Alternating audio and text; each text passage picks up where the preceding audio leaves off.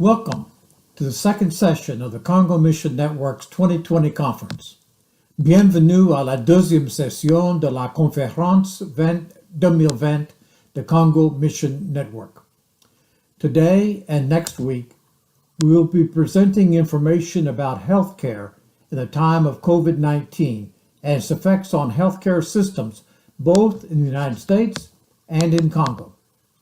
Aujourd'hui et la semaine prochaine, nous présenterons des informations sur les soins de santé à l'époque de COVID-19 et ses effets sur les systèmes de soins de santé aux États-Unis et au Congo. Our session for today is as follows: a brief history of Presbyterian healthcare work in the Congo. 2, current health issues and practices with COVID-19 in Congo as compared to the United States. And 3, stories from people who have had personal experience with COVID-19. Notre programme pour aujourd'hui est le suivant. 1. Une brève histoire des œuvres de la santé presbytérienne au Congo. 2. Questions et pratiques actuelles en matière de santé avec COVID-19 au Congo par rapport aux États-Unis. Histoire de personnes qui ont une expérience personnelle avec COVID-19. Pendant que vous écoutez ces présentations, veuillez taper vos questions pour le présentateur dans la case chat de Zoom. N'attendez pas la fin du programme. Here's how to enter a question in chat.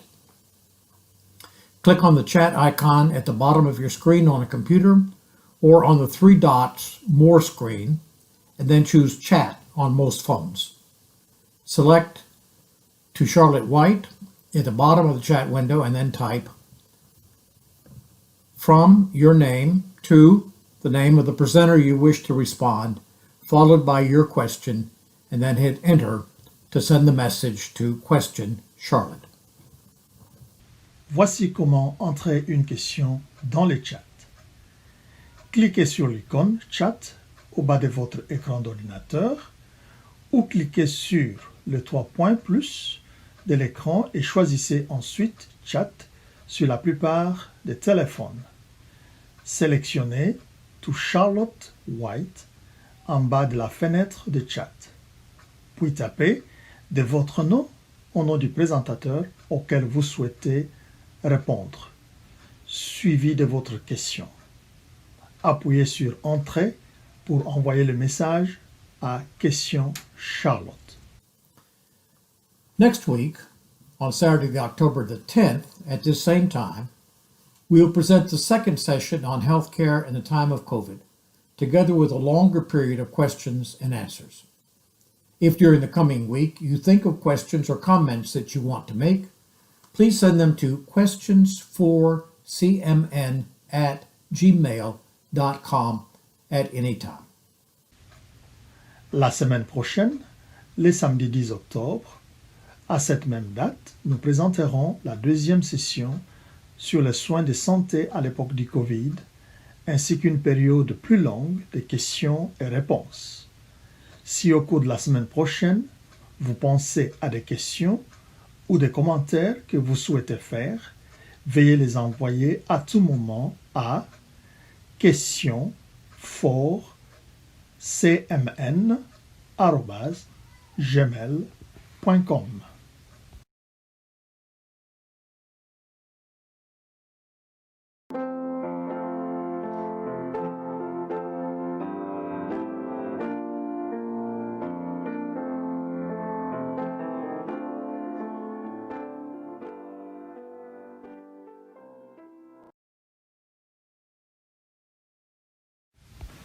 Permettez-moi maintenant de vous présenter nos 3 premiers orateurs qui présenteront l'histoire du travail des presbytériens dans le domaine des soins de santé au Congo. Le Dr Richard Brown, avec sa femme Judith, ont fondé le Overseas Medical Fund il y a plus de 30 ans pour soutenir les collègues soignants et assurer un travail médical continu au Kenya, au Congo et en Haïti. Le Dr Richard Brown a été directeur médical de l'hôpital de Boulapé et a fait partie du personnel de l'IMCK. Une grande partie de sa carrière a été consacrée à la santé publique et à la prévention de maladies. Avec Judith, il a effectué un travail de pionnier dans la rédaction de la propagation du VIH-Sida dans le monde. I want to give a brief history of the Presbyterian medical work in the Belgian Congo from the years 1906 to 1960. If you have a look at the map of Africa, you can see that the equator runs right through the upper third of the Belgian Congo. Another map shows the Congo enlarged, and you see it's divided into 4 language areas: Swahili on the east, Lingala in the upper west, Congo to the west, and Chiluba speaking area right in the center. That's where most of the Presbyterians did their medical work, and it's now called the Kasai, the territories where Chiluba is spoken. I like to look at the Presbyterian medical work in 4 different periods, about 10 to 15 years each. The first 8 years, we would say the first period, then the 5 hospitals period, then the Great Depression and World War II period, and the World War II towards independence period. So the first 8 years, from 1906 to 1914, started by Dr. Llewellyn Coppage, the first Presbyterian medical missionary in the Belgian Congo. Here's a picture of Dr. Coppage. He was from North Carolina. He went to the medical school at the University of North Carolina, and 2 years after graduation came to the Congo. He did outstanding work there and was recognized by the King of Belgium as a Knight of the Order. The first 8 years, though, Dr. Coppage, arriving in 1906, had problems with malaria, and the number 1 problem of the Congo, even to this day, sleeping sickness and dysentery. He had no antibiotics, no vaccines, no sterilizers, no clinic or hospital facilities, and therefore he had to do home visits. He did what he could for the Congolese, which wasn't too much in those days. He often had to care for the missionaries and the Belgian officials since he was the only doctor in the area. The first missionary nurse, Elder Fair, arrived in 1913. She was followed by more women medical people, nurses and medical technicians. These women were either single or they were married to other Presbyterian missionaries.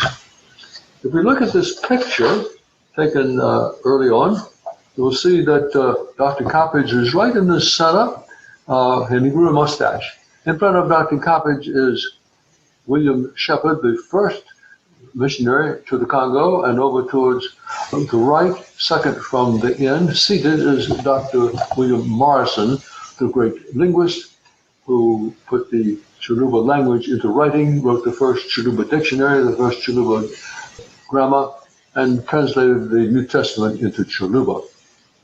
But it's interesting, if you look at this picture, how many of these were African American missionaries. In fact, there were a larger percentage of African American missionaries in the earlier days than they are even to this day.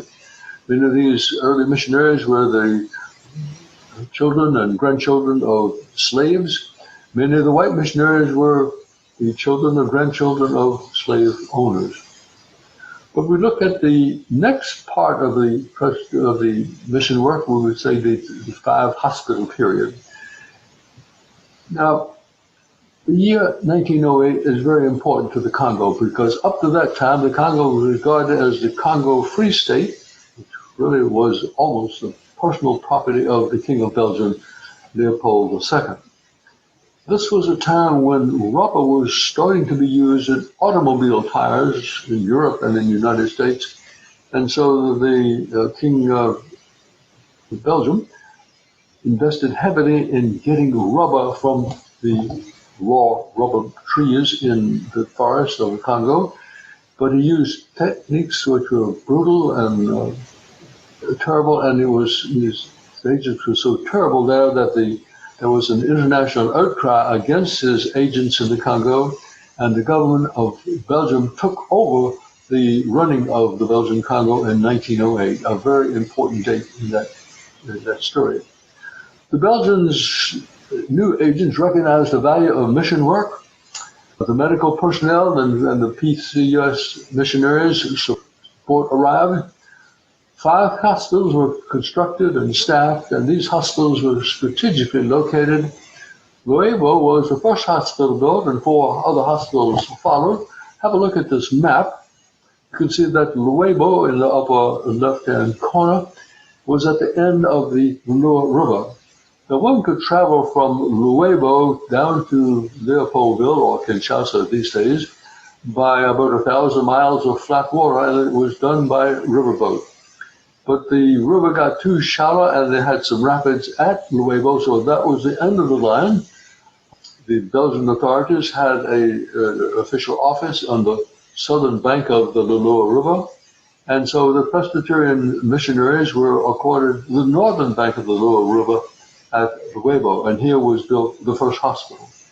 Other Presbyterian hospitals, one was at Mototo in the center of the country.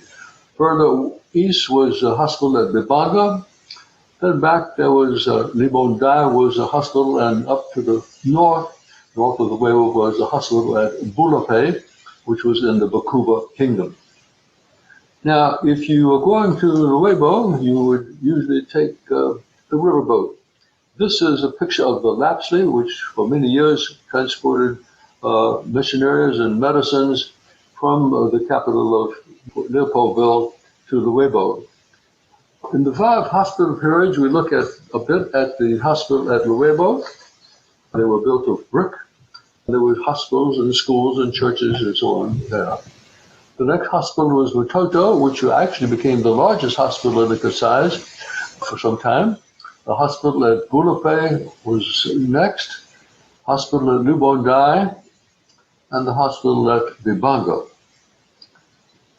During this 5 hospital period, we have pictures of 5 of the early doctors, Dr. Chapman, Smith, and Sticksrud, and in the front row, Dr. Kellersberger and Dr. Kusar.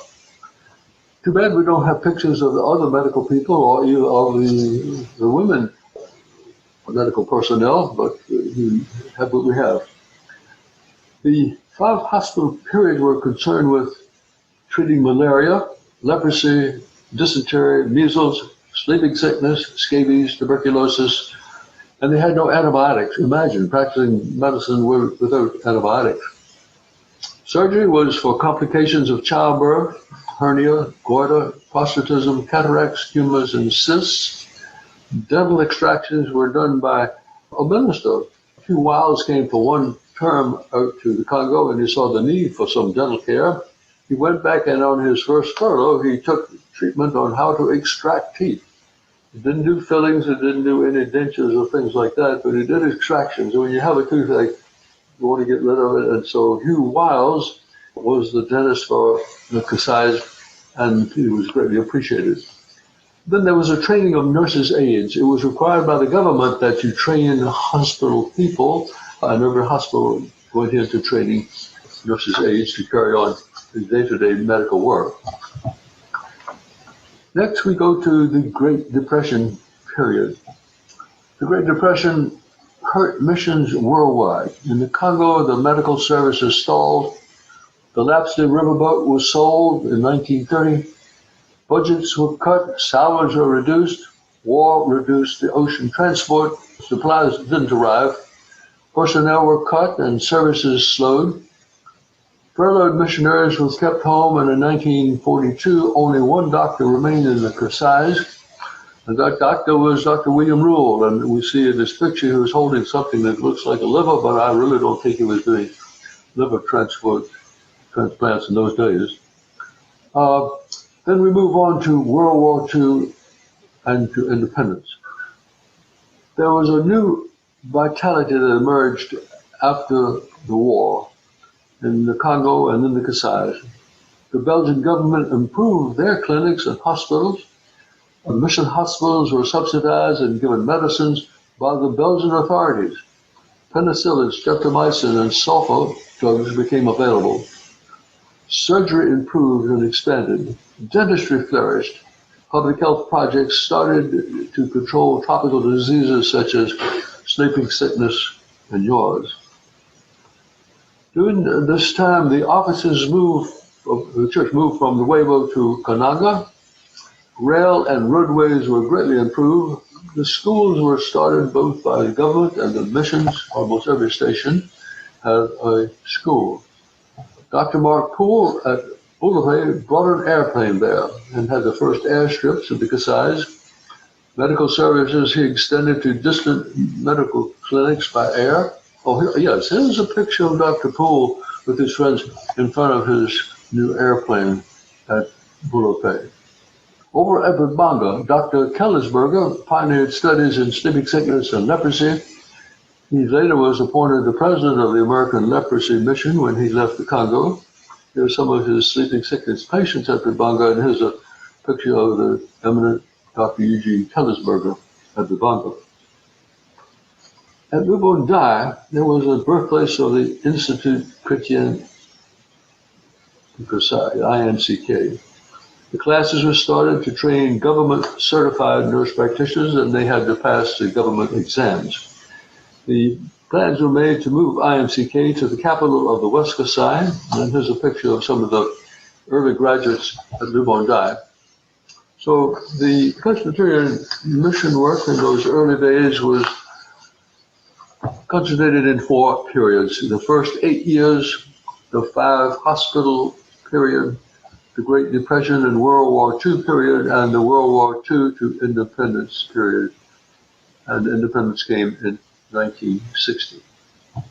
So what can we say about this early medical work? First of all, the early missionaries had great faith and great courage. They had few treatments for many diseases. Independence came in 1960. It was sudden and unexpected. Even so, the medical groundwork was well laid with our 5 hospitals. But the greatest legacy of the early Presbyterian medical work in the Congo was compassion for the Congolese people. La docteure Judith Brown est une anthropologue sociale qui utilise les méthodes d'enquête et d'observation participantes pour comprendre la santé des communautés dans les pays en développement. Ses travaux ont porté sur la nutrition, le planning familial et le VIH-Sida. Pendant 20 ans au Congo, Bulape, Kananga et Kinshasa, Judith a travaillé avec les églises presbytériennes et l'Église du Christ au Congo. Elle et son mari Richard ont 2 filles, l'une née au Libéria et l'autre en Tunisie. Ils ont également vécu en Haïti, au Cameroun et au Kenya. Let's continue the story of Presbyterian medical work in the Congo, focusing on the Kasai regions with the period 1960 to 2020. I call this new freedoms and new difficulties. First, there was a new nation. Independence from Belgium came on June 30th, 1960. It was a heady time for a few days, but then political upheaval and fighting and all kinds of troubles. 101 foreign Presbyterians left the country during that bad time, but 45 were able to return within 6 months. There was still continuing unrest for some time, but finally in 1965, General Mobutu Sese Seko seized power and was able to bring calm and stability. During his tenure, his long tenure, he renamed the river and the country and the money Zaire. He ruled the country as a military dictator, and he became extremely wealthy in the process. But he failed to foster real development. During this period, there were an estimated 440 hospitals throughout the Congo. You can see here that the government owned and operated about half of them, and the churches most of the rest. The Catholic Church, which was stronger than the Protestant Church around the country, owned even slightly more of the hospitals. The Presbyterian hospitals included these in the Kasai regions: Ibanga, Bulape, Lubondai, and Luebo. The Presbyterian Church in the USA sent medical personnel and funds and supplies, always as requested by the Congolese. During this period, the Christian Medical Institute of the Kasai continued for a while to operate at Lubondai, but then it moved to Kananga City, really to a campus a ways out from the city at Chikaji. IMCK was jointly operated by three Congolese churches: the Presbyterians, the Mennonites who worked in the areas to the west, and the Methodists who worked in the areas to the east of the Presbyterians. For practical training, the students had to leave their school at Chikaji and go to the church hospitals all around the region. In 1974, the IMCK Laboratory School opened, and shortly after that, the Good Shepherd Hospital opened there at Chikaji. The hospital was followed by the hydroelectric dam, which was big enough to provide electricity not just to the hospital, but also to the school buildings, the dormitories, and the faculty homes. New health facilities in Mbujimai included the Presbyterian Health Center, which opened in 1980. And back in Kananga, IMCK renovated and opened the PAX Clinic downtown, including dental and eye services. Here's an aerial view of the city of Kananga, and beyond that big traffic circle, you can see the white buildings of the PAX. An exciting time was when the first Congolese doctors began to arrive to work in church hospitals. Dr. Nzangu came in 1976 to Chikaji, and Dr. Katambwe to Bibanga, and then a few years later, Dr. Chiswaka and Dr. Chibangu. This was a period that community and preventive medicine were growing rapidly around the world, but particularly in Congo, Zaire.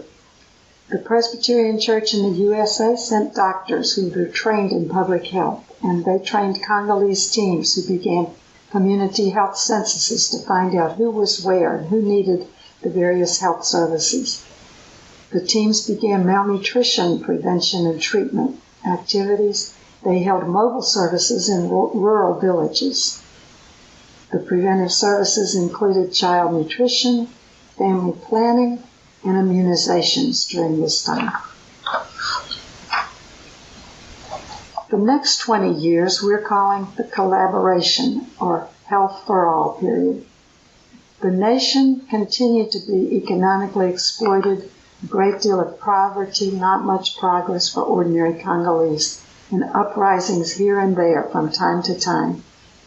Due to major unrest in 1991, many donors withdrew their personnel and funds from Congo, and the medical and health zone work faltered, but then it recovered and continued with overseas help, particularly from the churches. Medical training even improved during this period, with more medical and nursing schools opening through the country and with interns training in church hospitals.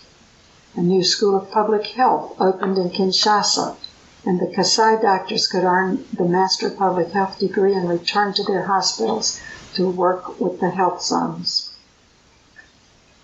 1980 to 2000 still was health for all, or Santé pour tous. Healthcare was extended to offer good, basic health services to even more of the Congolese people. The National Health Plan clearly defined health zones. Each zone was to have 100,000 people, and it was to be served by 10 to 20 health centers spread throughout the zone and offering prevention and cure, and one hospital for referral and surgery and training. Here's a 1985 map of the 306 health zones that existed at that time. You can see the different regions of the country on the map according to the colors, but within each region there were many smaller health zones, each containing 100,000 people. The zones were managed by the Ministry of Health, nearly half of them, then by the Catholic Church and the Protestant churches, another half, and a few by companies and NGOs. Each health zone was expected to oversee community activities throughout its area, about 10 to 20 health centers where basic care was given, and then the reference hospital where serious cases could be hospitalized, including surgery. And also the reference hospital usually had the office of the whole health zone, and it stocked the medicines and equipment for the entire health zone. So who paid for all this? Well, patients paid fees for their curative services and their medicines. The Ministry of Health and overseas partners supported the preventive activities. For example, the SANRU projects. They were funded by the United States government and helped to train and supply 100 health zones. Many were in the Kasais, such as Bibanga Health Zone, the Bulape Health Zone, the Chikaji Health Zone, and others. Meanwhile, a new disease had emerged, Ebola fever. It was first identified in Congo in 1976, and all that could be done was to try to figure out how it was spreading and to take care of people and try to keep it from going to other people at the time. Eventually, once it was understood better, educational materials were produced and used throughout the Congo as needed. Several more outbreaks occurred in Congo since then. Another new disease was HIV/AIDS. It was first identified in the United States in 1981 among homosexual men, but it soon appeared in Africa, and transmission of the disease there was mainly by sexual contact between males and females, and also the transmission could be from mother to child in utero. HIV/AIDS in the Kasais in the late 1980s saw health workers beginning AIDS teaching and testing, trying to help people to prevent being infected. In the 1990s, the hospitals saw large numbers of AIDS patients, large numbers of deaths.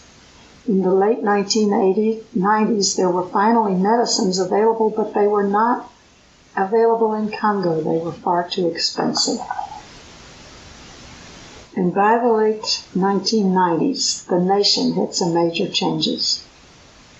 First, the rebellion that organized in the eastern side of the Congo and then moved west, with the troops walking, as you see them here, walking all the way to Kinshasa. There they deposed President Mobutu after 32 years in power. The new century began with hopes for its new presidents, but things did not continue well. Kabila, father and son, continued to rule again for 22 years.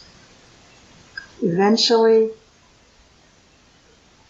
elections brought to the presidential palace Felix Tshisekedi in 2019. What was happening in the nation? Well, the population continues to increase. There's spotty economic development, even for an increasing population. There's continuing unrest and rebellions, particularly in the mineral-rich areas of Kasai and elsewhere. And there have been, during this period, population displacements in the Kasai and elsewhere. What's happened in the Kasai health facilities? Well, there are some new technologies, solar energy, better cell phone and internet access, for example.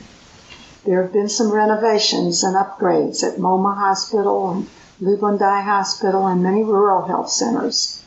The PACS Clinic in Kananga City now has a new Center for Women's Health. Training during the last 2 decades has seen family medicine residency programs for doctors, and IMCK has added university-level nursing courses in midwifery, pediatrics, and health administration. During this 20 years, the health zones continue to be coordinated by the Ministry of Health. SANRU has now become a permanent Congolese organization, helping many health zones tackle many problems, and SANRU has many donors from overseas. IMA, Interchurch Medical Assistance World Health, and others in the United States and Europe continues their support for activities in the health zones, the hospitals, both rural and urban. And 2020 has seen newer diseases continue. HIV/AIDS is no longer new, but the treatment is now affordable thanks to the United States government PEPFAR funds and other countries. But new infections continue, lots of them. Ebola fever is now in its current outbreak of the 11th in Congo.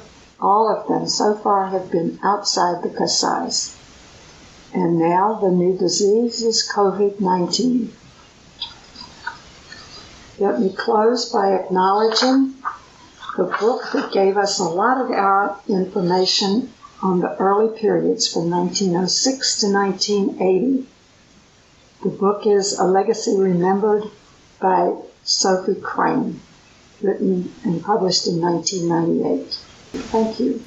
Le Dr Jacques Makambo Badibanga est le directeur médical et le coordinateur des centres de santé et de maternité de la communauté presbytérienne de Kinshasa.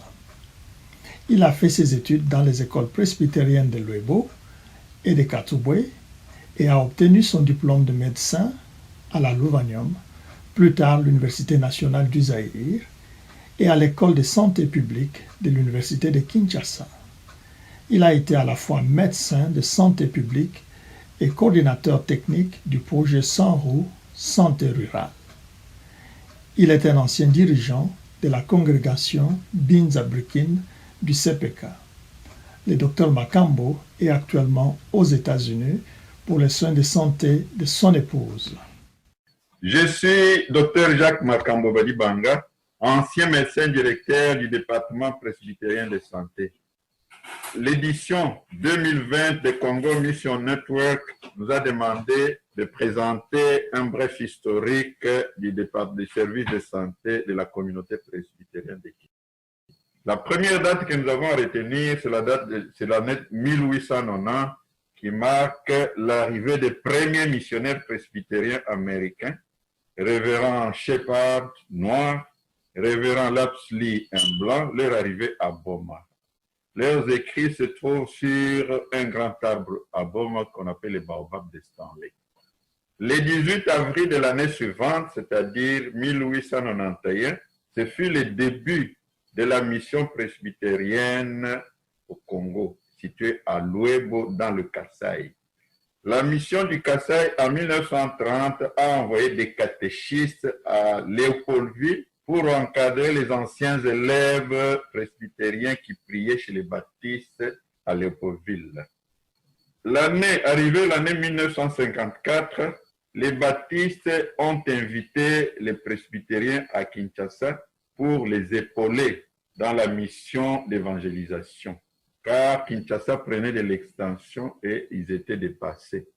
L'année suivante, en 1955, les 2 missionnaires presbytériens qui étaient envoyés à Léopoldville sont partis. Il s'agit de John Morrison et John Coffin pour commencer la mission presbytérienne de Léopoldville. Le 10 juin 1955, le roi Baudouin a accordé la personnalité civile à la mission presbytérienne de Léopoldville avec John Morrison comme représentant légal. Et en 1957, l'église de Yolo devient une paroisse particulière. Le 17 janvier 1960, il y a eu la création de l'église du Christ au Congo avec la section presbytérienne de Léopoldville. L'année 1970 a vu la création du premier presbytère de la CPK à Kinshasa. En 1974, ce fut la dissolution de la mission presbytérienne de Léopoldville en faveur de la communauté presbytérienne de Kinshasa. En 1983, il y a eu la création du synode unique, ce qu'on appelle Saint-Synode, et son installation. Ce synode a cheminé jusqu'en 1992 avec 45 églises particulières et régionales, 40 églises sous tutelle, ce qui a permis de créer d'autres presbytères, 3 synodes et former une assemblée générale. Ça, c'est brièvement l'historique de l'Église. Maintenant, nous allons parler de l'historique du département presbytérien de santé. Au moment de l'indépendance du Congo en 1960, la ville de Léopoldville avait moins d'1 million d'habitants et était dotée de 5 grands hôpitaux bien organisés. La mission presbytérienne de Léopoldville n'a pas trouvé la nécessité d'en construire d'autres à ce moment-là. Mais avec l'exode rural, la population est passée de 400 000 en 1960 à près de 10 millions d'habitants en 2011. Beaucoup de cités se sont créées sans normes d'urbanisation. Les hôpitaux existants ont été débordés par la surpopulation. Les médecins américains qui travaillaient à l'hôpital général de Kinshasa, ex-Mama Yemo, avaient ressenti le poids de cette population sur leur travail. Ils ont convaincu les missionnaires presbytériens qui étaient à Kinshasa de s'impliquer dans la construction de nouvelles structures de santé. C'est ainsi que le service médical de la CPK est né. Le département médical a vu le jour et le département presbytérien de santé s'est intégré dans le projet Santé pour tous du gouvernement. Et le département a mis sur pied un programme de création des centres de santé. Et pour ça, nous avons eu l'appui de l'Église presbytérienne des États-Unis en ressources humaines, l'appui technique, comme directeur adjoint au niveau du département. Et le premier, c'était Annette Kraner, et le deuxième, c'était le couple Larry et Inge Strechley. Les directeurs successifs au niveau du département sont, le tout premier, c'était Samuel Chiswaka. Il était aussi technicien de laboratoire. Le deuxième, c'est Étienne Lumbala, technicien de laboratoire. Le troisième, c'est Dr Jacques Makambo-Balivanga qui vous parle, médecin. Et docteur, actuellement, c'est Dr Ziko Ntumba Mukendi. Alors, la CPK aussi a eu un important appui financier de l'Église presbytérienne des États-Unis à travers la structure qu'on appelle Outreach Foundation. Avec cet appui, il y a eu la construction des centres de santé.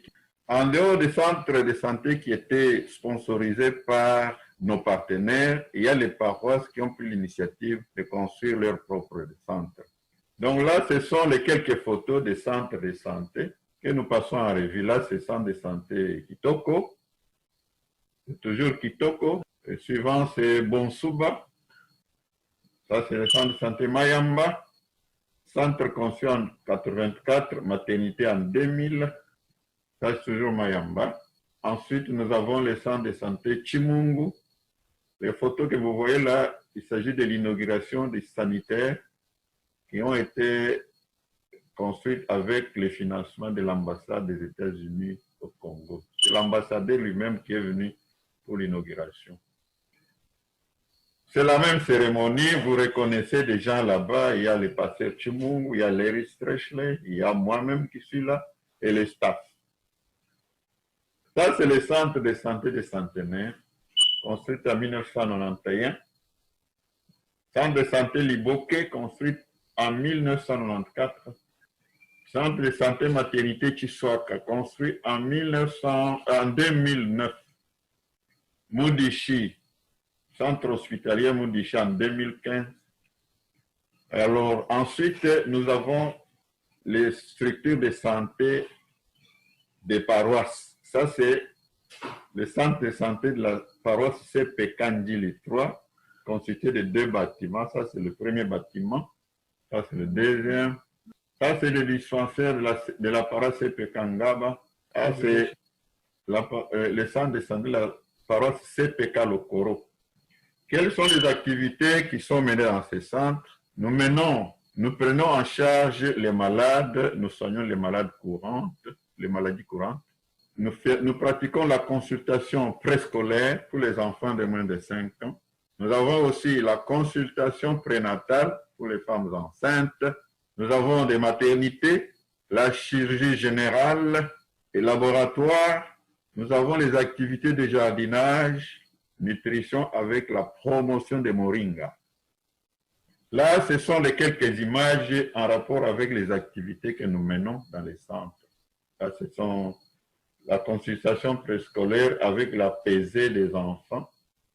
Là-bas, c'est l'éducation sanitaire donnée aux mères des enfants avant la vaccination. Là, c'est l'image de maternité. Nous avons une maternité là. Là, c'est un cas opéré, c'est la chirurgie. Et là, ce sont les intrants que nous avons reçus de l'Église presbytérienne des États-Unis pour lutter contre le COVID-19. Quelles sont les forces du service médical de la CPK?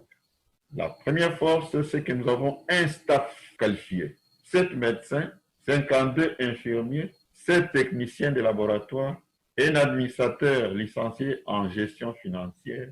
Nous avons des infrastructures de santé en matériaux durables.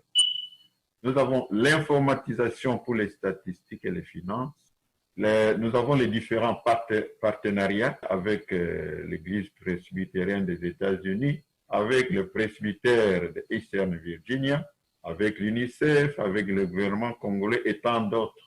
Nous avons aussi l'existence de la Fondation presbytérienne qui nous apportait des intérêts générés par les banques chaque année.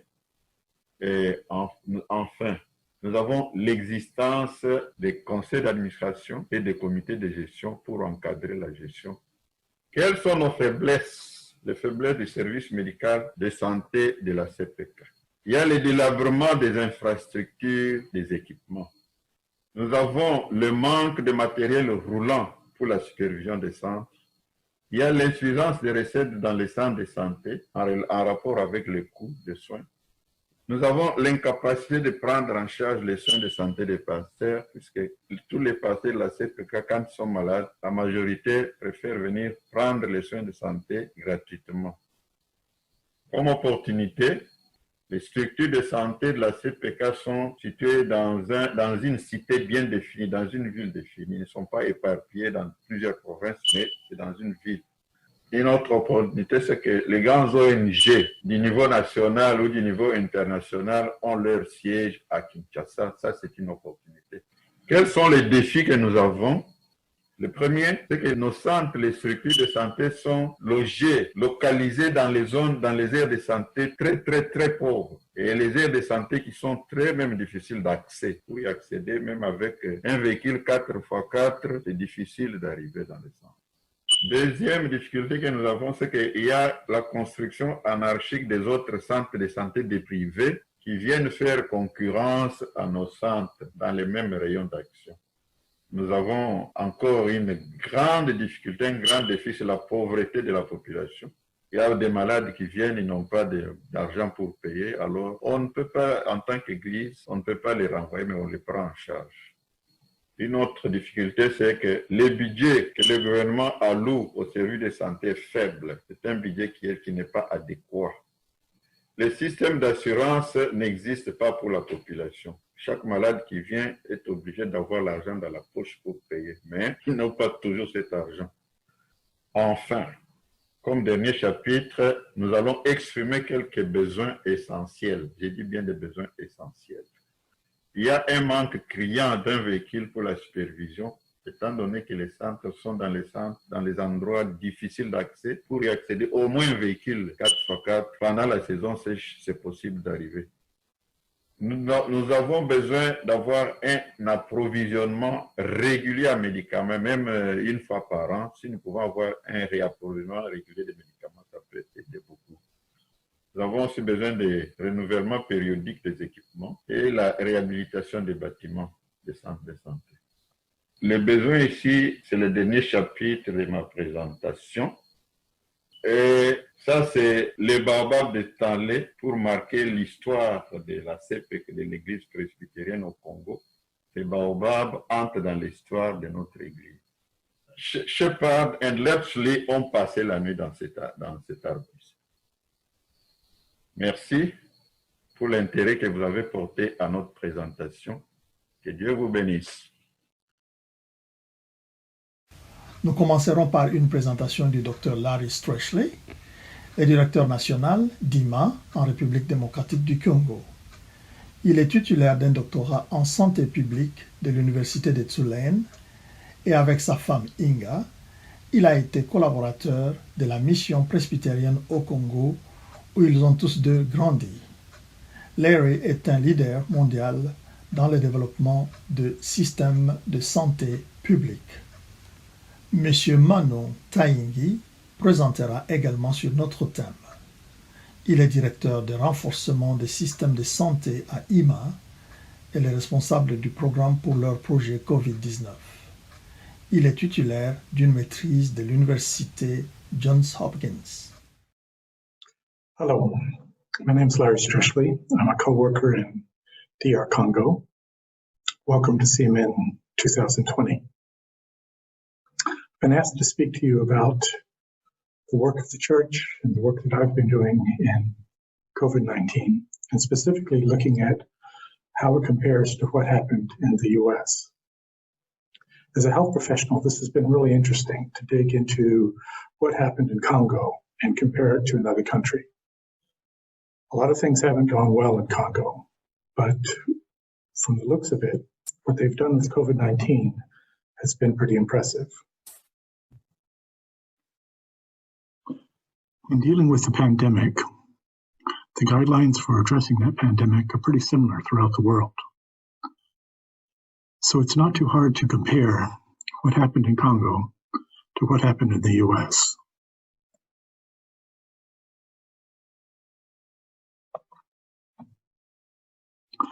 Here are the key statistics for the pandemic. The first numbers are the total numbers as of September 8th. But I think what's more interesting is to look at the cases, at the numbers that are compared to 100,000 population. There we see that the US has about 2,000 cases per 100,000 population, and Congo only has 12. Now, there's probably a lot of underreporting in both countries. I've seen some articles saying that in the US it's about 10-1, that they're only catching about 10% of the cases. Congo, maybe you can compare it to what's going on in India, where it's about 30-1. But even if you look at those missing data, it's still a huge difference between what happened in the US and what happened in Congo. On the deaths, the US had 59 per 100,000. In Congo, it had 0.13 deaths per 100,000. The death rate was about the same in the US and in Congo.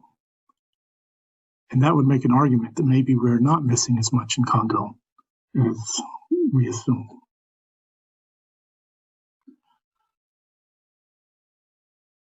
Here are the measures that we need to take to control COVID-19. These are the guidelines that are out there. Now, there's probably a different list, but this is the one that I put together from looking at multiple sources. So it's pretty universally accepted that you need to wear a mask and social distance as long as the pandemic is going on. Avoid large gatherings. Avoid interacting with others in closed spaces.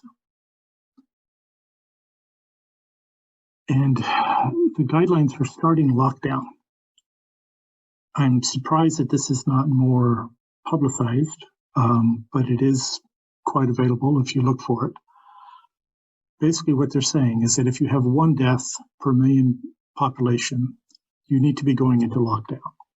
So this is something that you would come and go from as the pandemic progresses. To test whether you can come out of lockdown, you have to depend on the positive testing rate. But that is only accurate if you're doing about 150 tests per 100,000 population per day. So if you are doing that number of testing, then you should stay in lockdown until you start seeing a 2-week reduction in the numbers of new cases, and the total number of positive cases is only about 5% or less. So how did the US and DRC compare on this?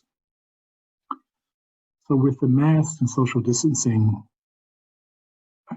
it's hard for me to say exactly what's happening in America because I'm far away from it. But from what I see in the news, it looks like it's been pretty inconsistent in applying that policy. Some places apply it, others don't. It's become very political. In Congo, it's a very clear message. It's mandatory to wear masks in public, and it's enforced with a fine. But still you see people on the street not wearing masks, but it's rare to be inside of a store or any building and not see people wearing masks. The indoor gathering. Again, sometimes it seems like in the US it's discouraged but not outlawed. Other times it seems to be outlawed, but it's often not followed. And there's been these very large rallies and events that have kind of been super spreaders. In Congo, on the other hand, when they put out the order that no meetings or no gatherings of more than 20 people, it was surprising how well that was respected. For 4 months, you didn't hear churches going on, you didn't hear bars going on. I was really quite surprised at how universally that was accepted. I was not expecting that.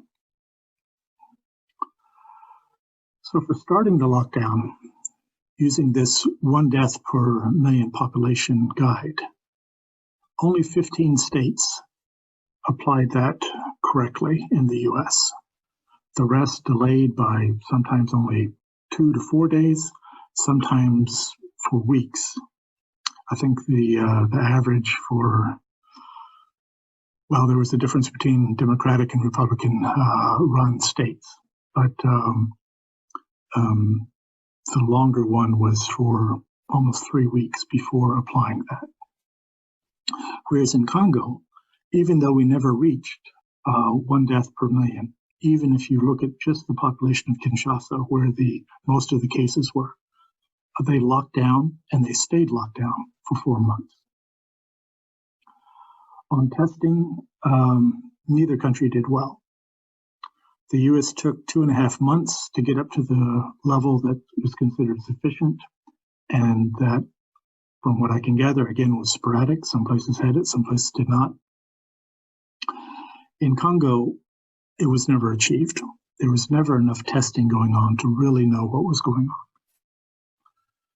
And then for ending lockdown, it seemed that in the US, there was a lot of pressure to end lockdown quickly. So even though the guidelines were out there, people rushed through those guidelines. I saw that in some states, even though the testing rates were above 20%, they were still getting out of lockdown, whereas they should have been staying on until they had gotten those positive tests down.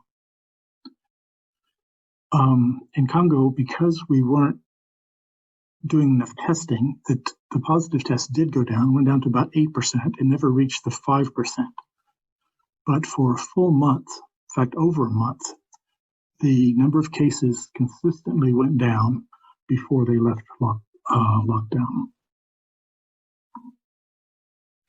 The video I'm about to show you is from an interview that I did of Mano Tangani.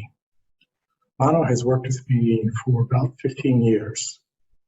He's very good with his relationships with the government, and so he is the director of health system strengthening within IMA World Health. When COVID-19 came on, we assigned him to be the director of that program, so he's been managing that for the last 4 months. What did the government do to address COVID-19 in Congo?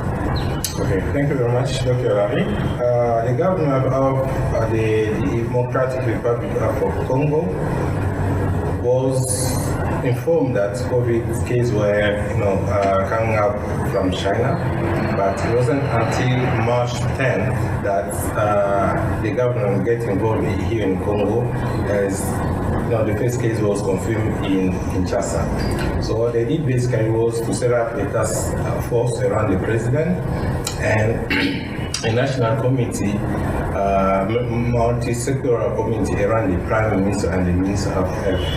And at the coordination level, they have to put a commission, a response commission that was led by the Dr. Muyembe, which worked closely around the INEAB, which is the National Institute for Biological Research. So that was the main step that the government take, but this technical committee around Dr. Muyembe has the mission to set up a national response plan, which was articulated in 9 commission or objective, if you want. The first one was to set up a governance system that should help in the coordination of all the country effort in trying to stop COVID. The second one was to make sure that there is a sound treatment procedure that is in place to take care of all the patients that were being diagnosed. And the third one was to put in place a system where the diagnosis can be done correctly. So they have to train lab and make sure that they are train diagnostic kits in the country to do the testing. And the second one was to make sure that infection is controlled in all the air facilities, particularly to avoid that health worker can get easily contaminated. So they have to put in place a measure on infection and control to prevent that. The other one was to set up a system to improve risk communication and community engagement, so people are aware of the risk of getting the diseases and they act appropriately. They also set up a group to supervise all the coordination effort around surveillance and case tracking, which was really important. In addition, they also set up a commission to do all the logistics, because logistics is very important in emergency situation. Here's the timeline of the controls that were put in place in Congo. So starting on March 10th, that's when the first case came in. Within 9 days, the government had put out a mandate that no gatherings of over 20 people, churches, schools, sit-down restaurants were all closed, and incoming flights from maybe 8 countries, these were Asian and a few European countries, required quarantine for 14 days. But Inge and I went to South Africa in February, even before this was happening. And when we came back, they checked our temperature on the tarmac right as we got off the plane. So you could not even get on the bus to go to the terminal until you were cleared. I know that, they were very used to doing this because this is the same procedures we had in place for Ebola. But as soon as Congo started hearing that there might be something out there, they applied that to every flight coming in. By March 23rd, so 4 days later, all international flights were banned. And coming and going from Kinshasa required special approval. The rest of the country, people can move around. By April 6th, There was obviously a concentration of cases in the Gombe area, which is the downtown region of Kinshasa. And so they put that whole region or that whole district into confinement. You could not come or go from that without a pass from the INRB, which is kind of like the CDC of Congo. This scale is not proportional. That shutdown of Gombe lasted for 2.5 months before they opened it up.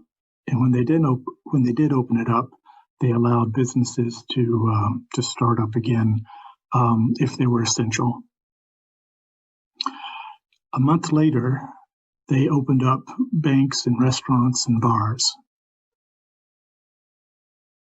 On August 3rd, they opened up schools, and then by August 15th, they opened up the airport again for international flights and domestic flights.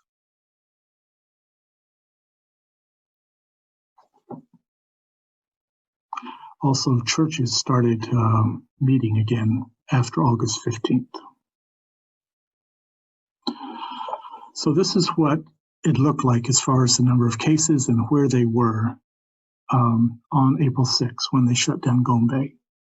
And you can see that 64, I think probably out of maybe 100 or so, so about half of the cases were in that one Gombe area, and that's why they shut it down. I had a pass to get into Gombe because my office is within the Gombe area, and I had to be going to meetings with the government during that time. So this is what we went through whenever we went. I still only went maybe once every 2 weeks through this barrier. But you had to get out of your car, show your pass, get your temperature taken, wash your hands, get back in the car, and be let through.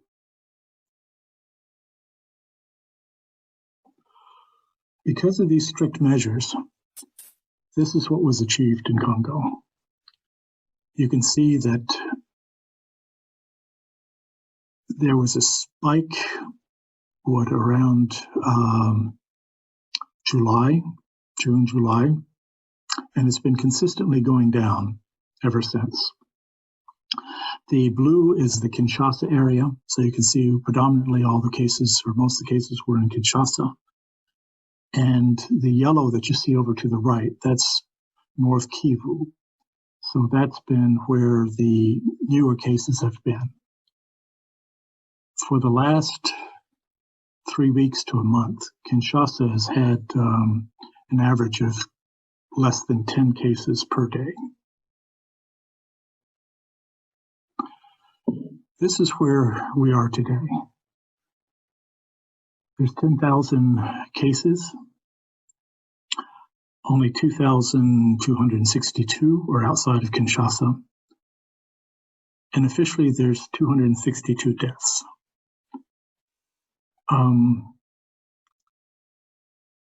There's probably more deaths than that. But when we look at national statistics coming through the hospitals and other sources, there hasn't really been a big spike in deaths. And so this is not too far off from what really happened. Something that's kind of amazing is that there's 96% of the cases are being contact tracked, meaning that the list of the people that they have come in contact with for the last 2 weeks is being registered, and those people are being followed up with. Like I said, the testing is low. It's only about 377 per day, but the overall positive rate is down to about 8.5 now.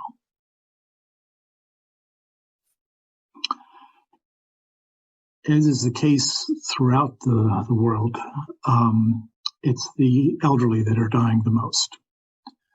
So about 9% of the cases coming in are over 65. But 36% of the deaths are of that age group. And those that are dying, as in the rest of the world, have complications of hypertension and diabetes. for the most part. So what did we do, IMA World Health, working along with the church to address COVID? After being contacted by DFID, we wrote a proposal and we got $6 million of funding from UK Aid to respond to COVID-19, mostly in Kinshasa. About $5 million of that is in Kinshasa, and the rest is for Kasai Central in Nord Ubangi, other provinces that we work in with other projects. For the Kinshasa work, we contacted 3 church groups, the ECC, which is what the Presbyterian Church is a member of, ADRA, and Salvation Army. These were chosen because they have about half of the healthcare system of Congo is delivered by church groups. And these are the groups that are most active in Kinshasa. We did training, we rehabilitated some health facilities, we supplied personal protection equipment and other equipment so that about 186 health facilities could respond effectively to COVID-19. This is a picture of training the community volunteers. Every health facility in Congo has 20 to 60 volunteers that work with them. And so there are an army of people that will help with vaccinations, with nutrition programs. But when COVID came along, they were the ones that were recruited to do the messaging to the population. They took the message down into the homes, explaining what people needed to do. They had megaphones and they went through the streets, giving the message. For about 3 or 4 months in Congo, every time you made a phone call, you didn't hear a ring on the other side. You got a COVID message. It got quite annoying after a while, but it made it so that every day most people heard the message over and over and over again and knew exactly what they needed to be doing. Here's one of the hospital wards in Kimbanseki that was rehabilitated with the money from UK Aid. One of the more exciting parts of the project was to connect with church groups or women's groups mostly to make masks, because the surgical masks, one, they were restricted. Both the US government and the United Kingdom put restrictions on us buying surgical masks because they were needed for the health personnel. So there was a lot of pressure to make masks and get them out to the population. One of the groups is the CPK. You see Mama Masenga next to Christy Boyd. So she mobilized her team. And to the left is a Subco Baptist missionary and the head of the women's department for the Baptist church. And then there was a smaller group called Tabitha, which independent church. But these 3 groups made 100,000 masks in 45 days. And now we've given them a second contract for another 75,000 masks that they're going to make in September.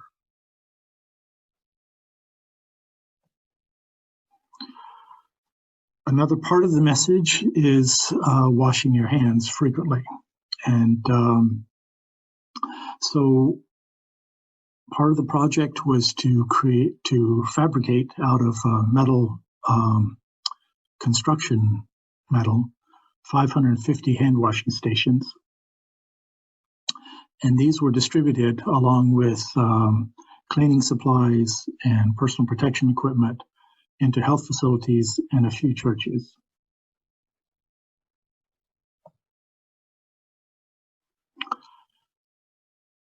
This is at a health facility, and you can see the checking of the temperature using the flashed thermometer and the hand washing.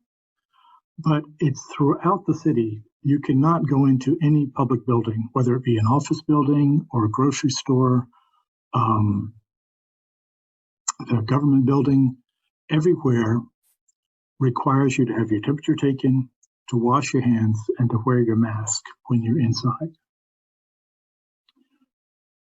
We avoid going out as much as possible, but it's reassuring that when we do go grocery shopping, everybody is abiding by these rules. I think the question everyone has is, were the public health measures that the Congo government put in place sufficient to make the low case rate and the low deaths, or is there something else going on? I asked Bono this question, and this is his response. There are many opinions on that. Some people think that Congo has been underreported. As you just learned from India. So in India, they are talking about, for one case reported, there were about 33 to 130 cases underreported. So this brings up a total number of millions in India now, which is, I think, the second or the third leading country in terms of cases.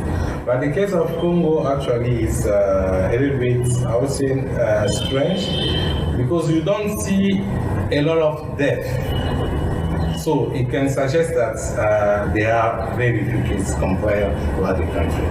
But I would say ecological, the environment of Congo, and may have played a big role here in making that very few people get sick here. This is one part.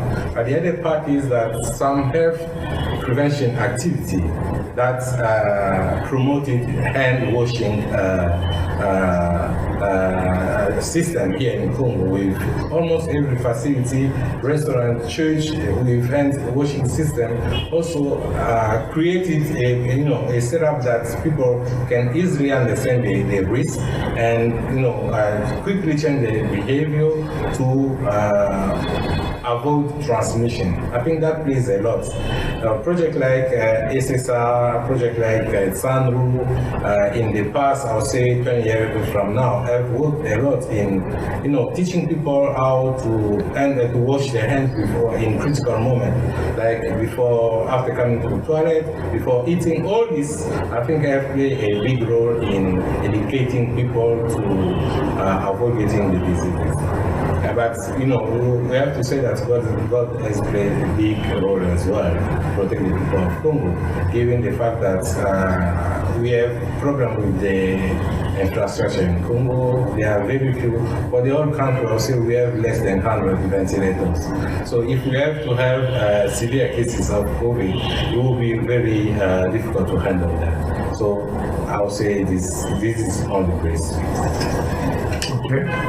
Is there anything you want to add? Yes, I would like to thank all the church groups that have been involved in Congo, and it's important that this support continue in the future, because missionary around here and church group around here are very supporting the health system in Congo. And I have a few examples. One of the church in Gili, actually, we have a project. We are rehabilitating the hospital that is in this church. Actually, is supporting even people who are poor, who can't afford to pay healthcare. So they are putting people first, and not money as other public or private health facilities are doing. So it's best that those churches that have program be supported to continue to support the people in Congo, most of whom are still poor. Thank you. Okay, thank you. So there's differing opinions as to why Congo did better, but this is my list of why I think Congo has done better than other countries in keeping their cases low and their deaths low. The first is what I've been talking about here, which is that they applied and followed public health guidelines better than most countries. Second thing is the age distribution of the population. 46% of the population is less than 15 years old, so most of them are asymptomatic. There's only 2.7% that are over 65 in this high-risk group. And as you remember from the graph I showed before, 9% of this group was the total number of patients of new cases. So they were heavily hit. It was obviously more in the older crowd, and they died off more. But there's so few of them, it would have been much worse if there'd been more in that age group. And as I mentioned earlier as well, Congo has this long history of contact tracing for Ebola. And so these relays that we used, they've all been trained in this before. So it's just a refresher course, and they could apply what they learned before for this new disease. And that's made it so that even though there's not much testing going on, the testing is targeted for the people that were most likely to come down with the disease. After that, we're getting much more speculative. But an observation I made is that, and all of you that have visited Congo can attest to this, that almost all socialization in Congo happens outside or in the church building or a gathering like that. So when those large gatherings were outlawed, most of the interaction with people that you would be getting COVID from was in the open air. And the literature is pretty clear that you're much more likely to have a low exposure if your first encounter with COVID is outside as opposed to inside. It's a dose-dependent disease, so the less you get a dose of it, the less severe you will have the disease. So both mask wearing and interactions outside will make it so that a large proportion of the population has been exposed, but they were probably asymptomatic. I have an anecdotal example of this. A company that we associate with, we rent our office space from them. They decided to test every one of their workers. So from the CEO all the way down to the night watchman, they tested their population, their staff. And even though this was done back in April, so before the spike, 20% of their staff were positive, but they were all asymptomatic. So if that is representative at all of what's going on in the population, it supports the idea that there has been more exposure, but much of it is asymptomatic exposure, either because of the dose or the age of the people that are being exposed. You'll also see articles out there trying to figure out why Africa in general is having lower caseloads and lower deaths. And one theory that's put out is that because of all the disease that people have to face on a regular basis in Congo and throughout Africa, and the fact that vaccination coverage is much higher here in Africa than it is in Europe or the US, that there's probably some immunity already in the population for a lot of diseases, and COVID might be one of them. Now, this might be a partial immunity, which would mean that they are getting sick but asymptomatic, or it might be more complete immunity than that. So there might be a part of the population that's not ever getting sick. I'm going to end on this slide with links in it. They are very helpful videos or sites that I used as I put this together. I think one thing that kind of shocked me as I did this is that it's actually quite easy to find out exactly what you should be doing and when you should be going under lockdown, what you should do to come out of lockdown.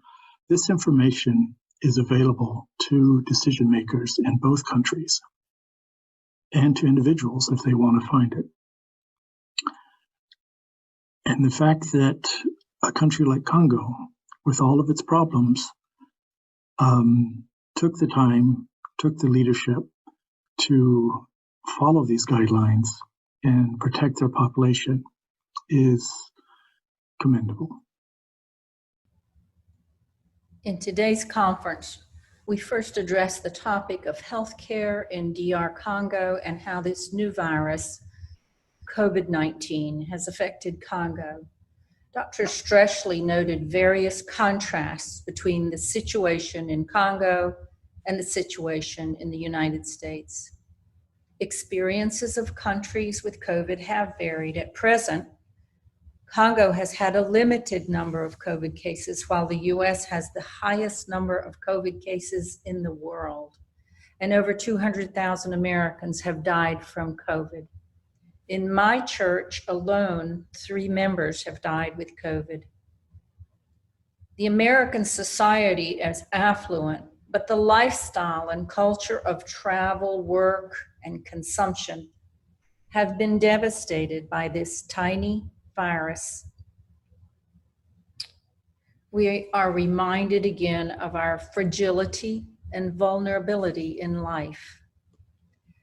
Next, we will hear from 3 people who have contracted COVID, 2 people in the United States and 1 person in Congo. Around the world, we witness the range of human reactions to this virus. Some people have no symptoms and quickly recover, while others are sick a while. Still others require temporary hospitalization, and of course, others die. Our 3 testimonies of people who have survived help provide us with a perspective from the point of view of both experience of suffering and hopeful trust in God. Our next presenter with a personal story with COVID is Pastor Susie Grade.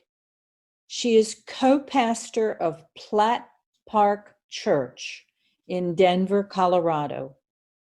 She earned a bachelor's degree in education at University of Wisconsin-La Crosse and her master's in leadership at Denver Seminary. She has worked in churches since her 20s and with the international organization called Food for the Hungry. She and her husband own a business and they enjoy activities with their children. She loves co-creating environments where people can encounter God and reconnect with Christ. Hello, friends in the Congo Mission Network.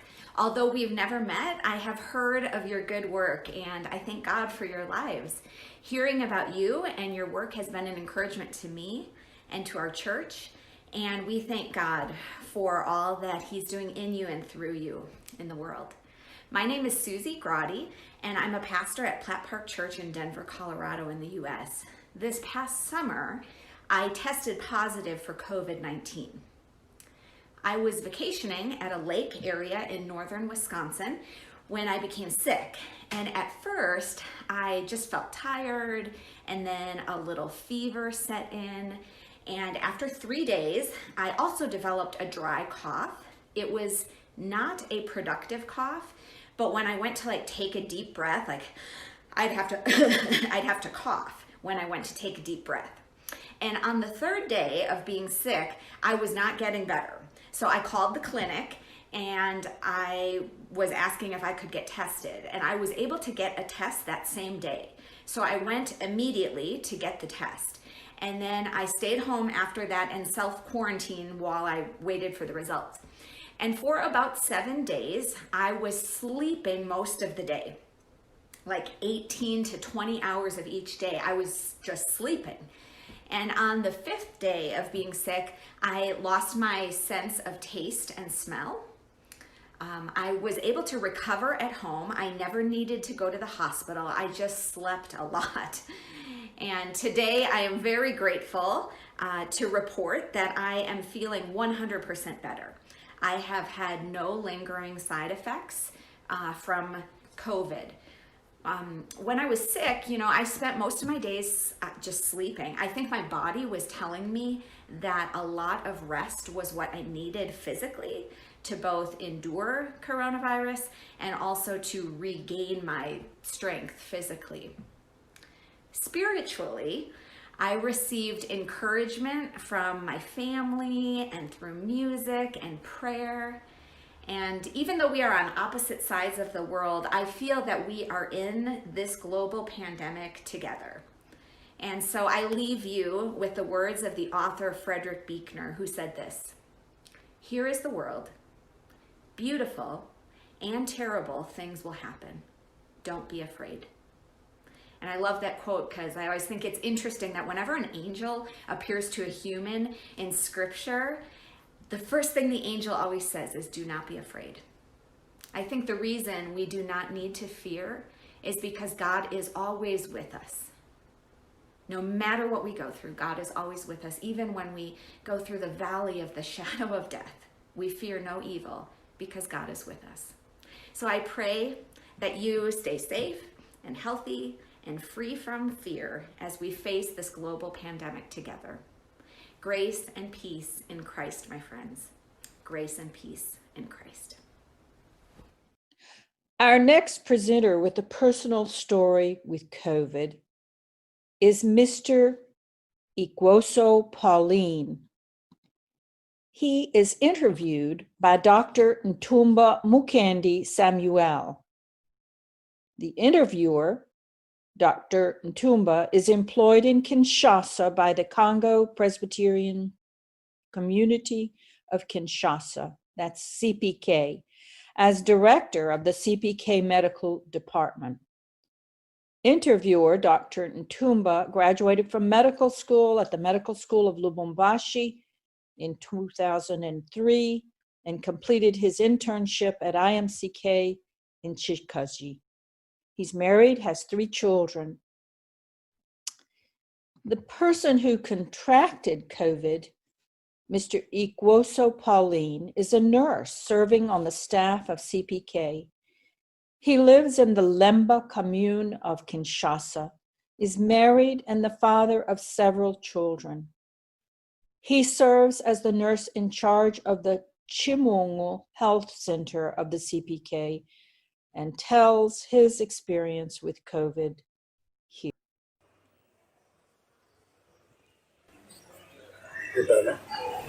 Oui, moi c'est Paulin Igwoso.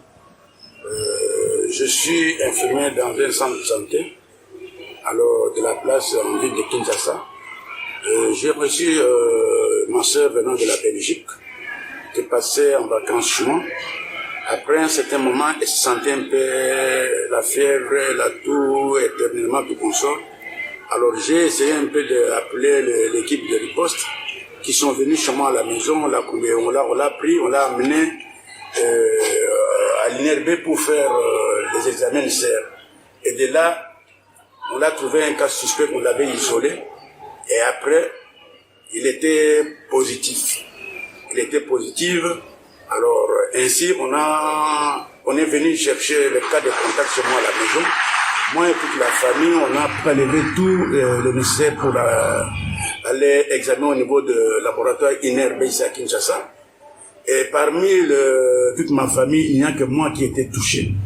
Alors c'est ainsi qu'on m'a isolé, on m'a donné les traitements, j'ai suivi les traitements. Et maintenant je me sens très à l'aise, j'ai repris quand même mon service après un repos. Et je me sens trop à l'aise. Vraiment, je suis en train d'encourager l'équipe de riposte qui a fait un travail très efficace. Sinon, j'allais vraiment succomber. Parce que je sentais très mal à la gorge. la fièvre, je ne sentais même pas l'odeur. Et parfois un peu de douleur thoracique. Et franchement, j'étais très mécontent parce que quand on me dit que voilà, j'étais contaminé, alors vraiment j'étais très mécontent, mais heureusement j'étais mis sous la cure et je me sens trop à l'aise, je suis guéri. Alors je remercie l'équipe de riposte qui a fait un travail efficace et pour moi et pour la belle-sœur qui est rentrée en Belgique. Et jusqu'à aujourd'hui nous sommes en communication avec elle et vraiment elle se porte bien là où elle est. Et moi aussi dans ma maison je suis très bien avec mes enfants et je continue à prester mon service comme d'habitude. Mais à tout le temps que tu as eu à faire à la maison, comment tu te présentais? Est-ce qu'il y a eu le problème de finances qui s'est posé? Ou comment tu faisais maintenant pour nourrir ta famille? Parce qu'au Congo, on sait que les gens vivent autour du jour. Et est-ce qu'au service, tu as eu à dire que tu as été contaminé de Covid? Oui, j'avais quand même annoncé aux amis que je suis malade, je ne saurais pas arriver au service. Mais heureusement, la vie est difficile au Congo, mais on a essayé un peu de se passer. Bon, on vivait comme à la guerre. Parce que moi, je suis le poumon de la famille.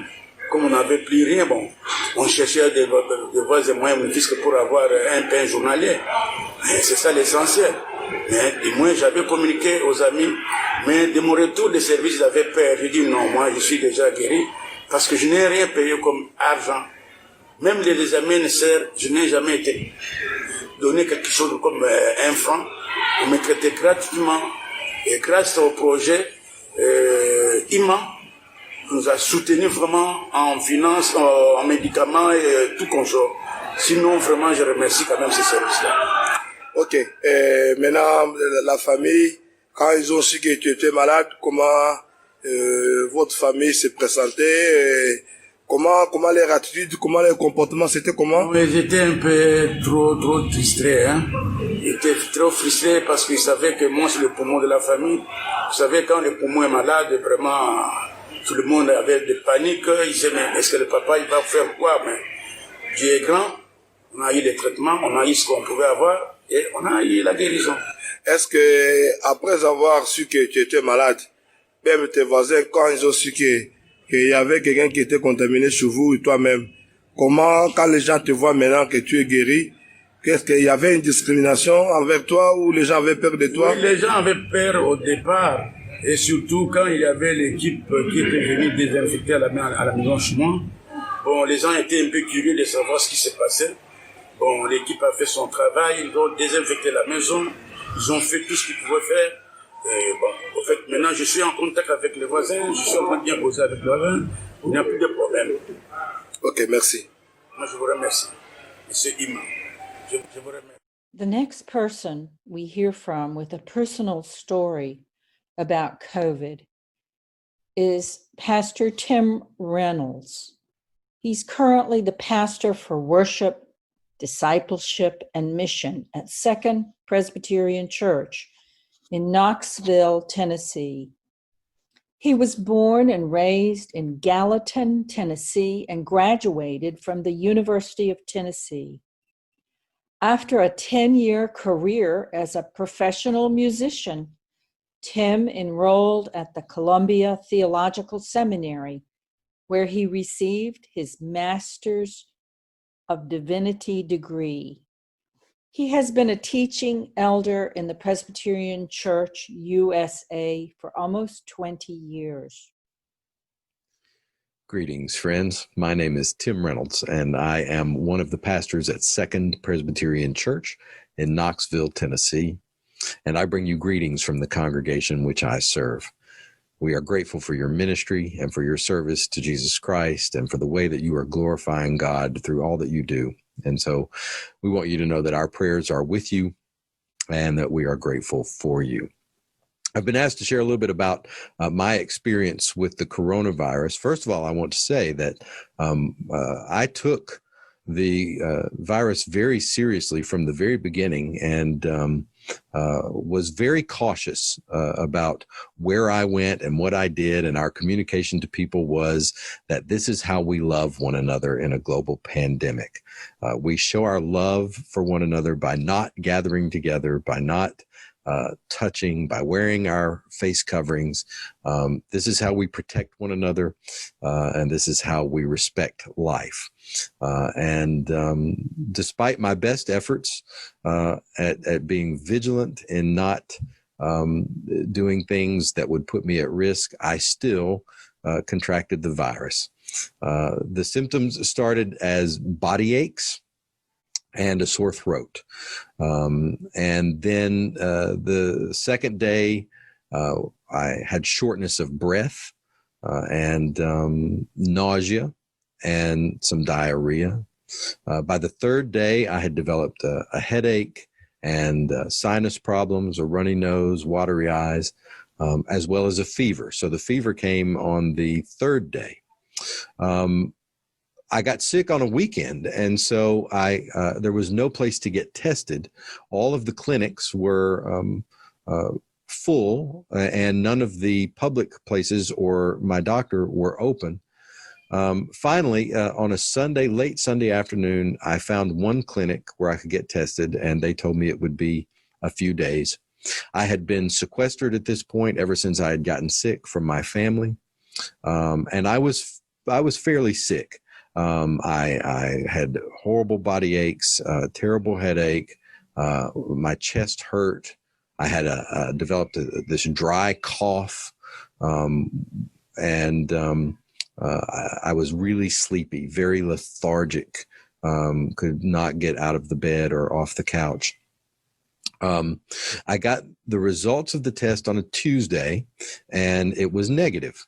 So I went back upstairs to where my family was, and but I did not get better. And so by Friday, when I was still sick, I had been sick for a week, I went to my doctor, who gave me a second test, and that test was positive. And I'm told that this is a common thing, that sometimes people get tested the first time and it's negative, and then they get tested a second time and it is positive. I was sick for another week after that. So for 14 days, I was very ill, but I did not have to go to the hospital. The doctor had told me that if I had difficulty breathing, that I should go to the hospital. It hurt to breathe, but I did not ever have enough trouble breathing that I felt like I needed to go to the hospital. The only medication I had was rest and hydration. I also had what they call a pulse oximeter, which you put on your finger, and it measures the oxygen in your blood. And the doctor said if that had gone below 90 to go to the hospital, but it never did. So it was rest and drinking water. I also drank Gatorade. After the second week, I started feeling better. It still took me another 2 weeks before I felt back to normal. The third week, I was very tired, very lethargic, had a difficult time getting up and out of bed and moving around. Then the next week, that got better. Now it is mid-September. I still occasionally have a symptom or two. Yesterday, I had the cough. A few days ago, I was tired. So I just have to pay attention. But what I want you to know is that I got better with no medicine and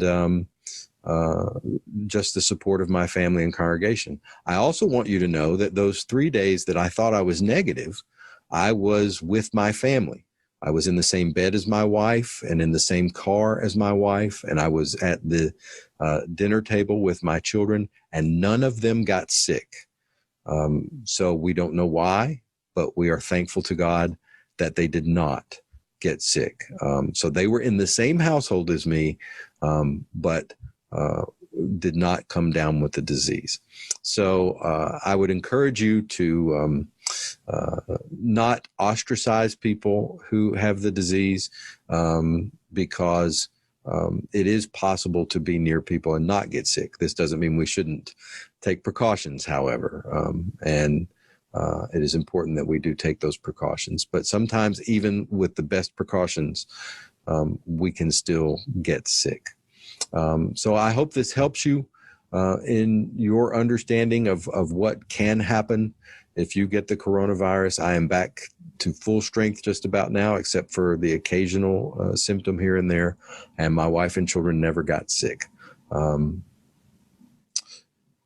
So again, we thank you for all that you do for the gospel. We thank you for your ministry, and we will continue to hold you in our prayers. And we would be grateful if you would pray for us as we navigate this uncertain time as well. In the name of Jesus Christ, go in peace.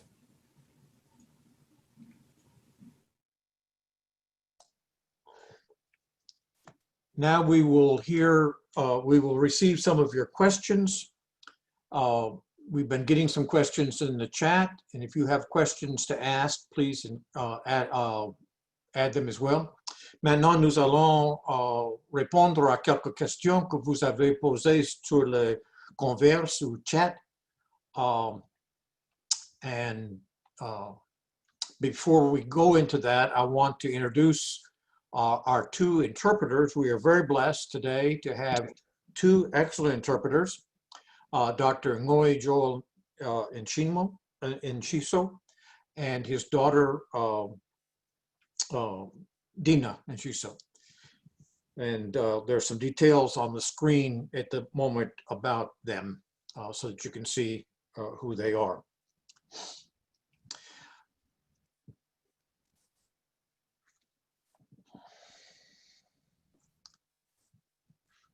I have lost the, there we are, okay.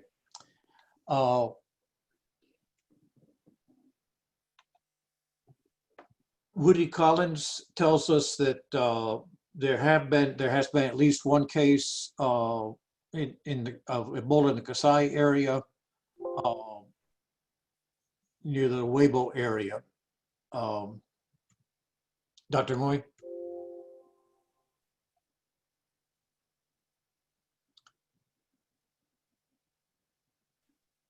Nous avons reçu un commentaire qui a eu le cas de Ebola dans le Kasai près de Luebo.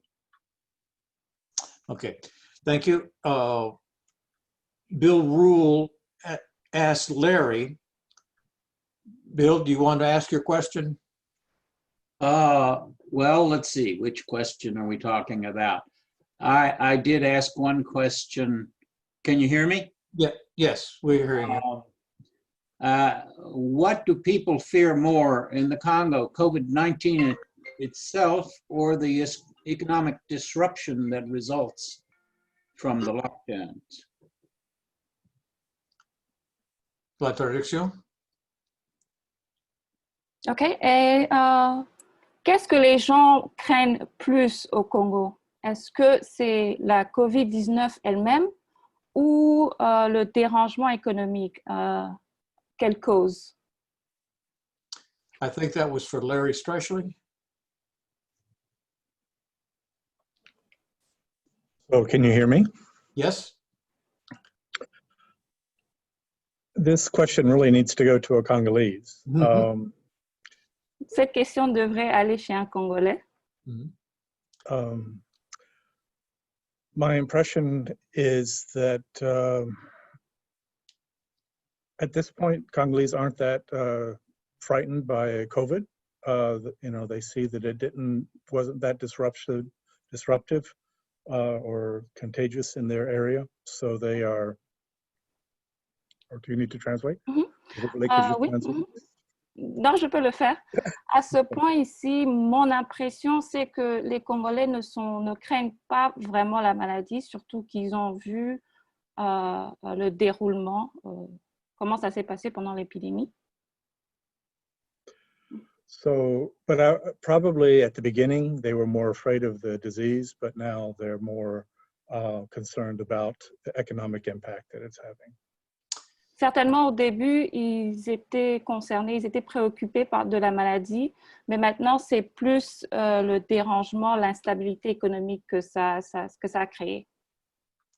I see Pastor Boyamba is on the call. Do you have can someone unmute him, and does he have a comment to make on the question?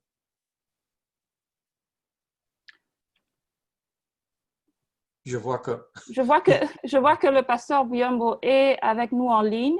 Est-ce qu'il a un commentaire à ajouter après cette question?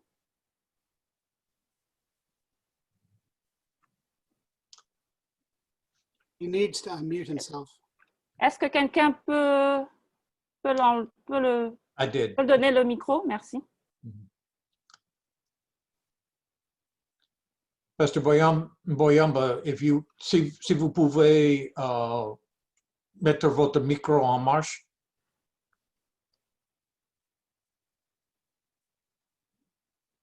Pastor Mbuyamba, can you unmute yourself?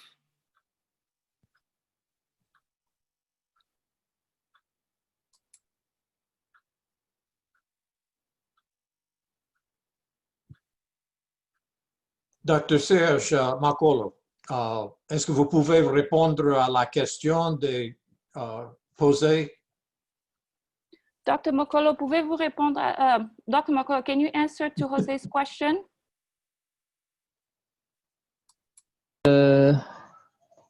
OK. Bonsoir à tous. Est-ce que je suis écouté là? Good evening, everybody. Can you hear me? Can you hear me there? Yes, we can. Nous pouvons vous d'accord. OK. Merci beaucoup. Je salue tout le monde. Je pense que c'est une question très intéressante. Je m'excuse là, je viens de connaître une panne d'électricité. Alors, je pense comme... Greeting to everybody. Je vais interpréter. Greeting to everybody. I'm here. I just had we had a power outage. Yes. Oui, je pense que la psychologie du Congolais est en train d'évoluer en fonction de la situation de la maladie. I think the psychology of the Congolese person is changing according to the disease.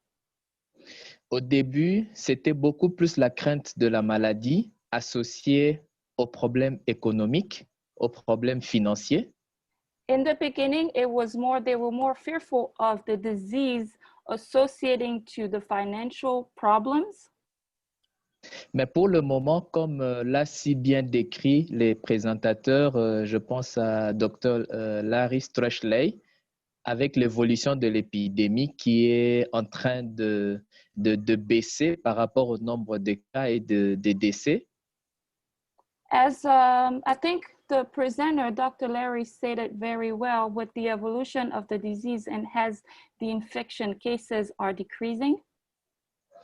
Maintenant, c'est beaucoup plus des problèmes financiers qui affectent le Congolais que la maladie elle-même.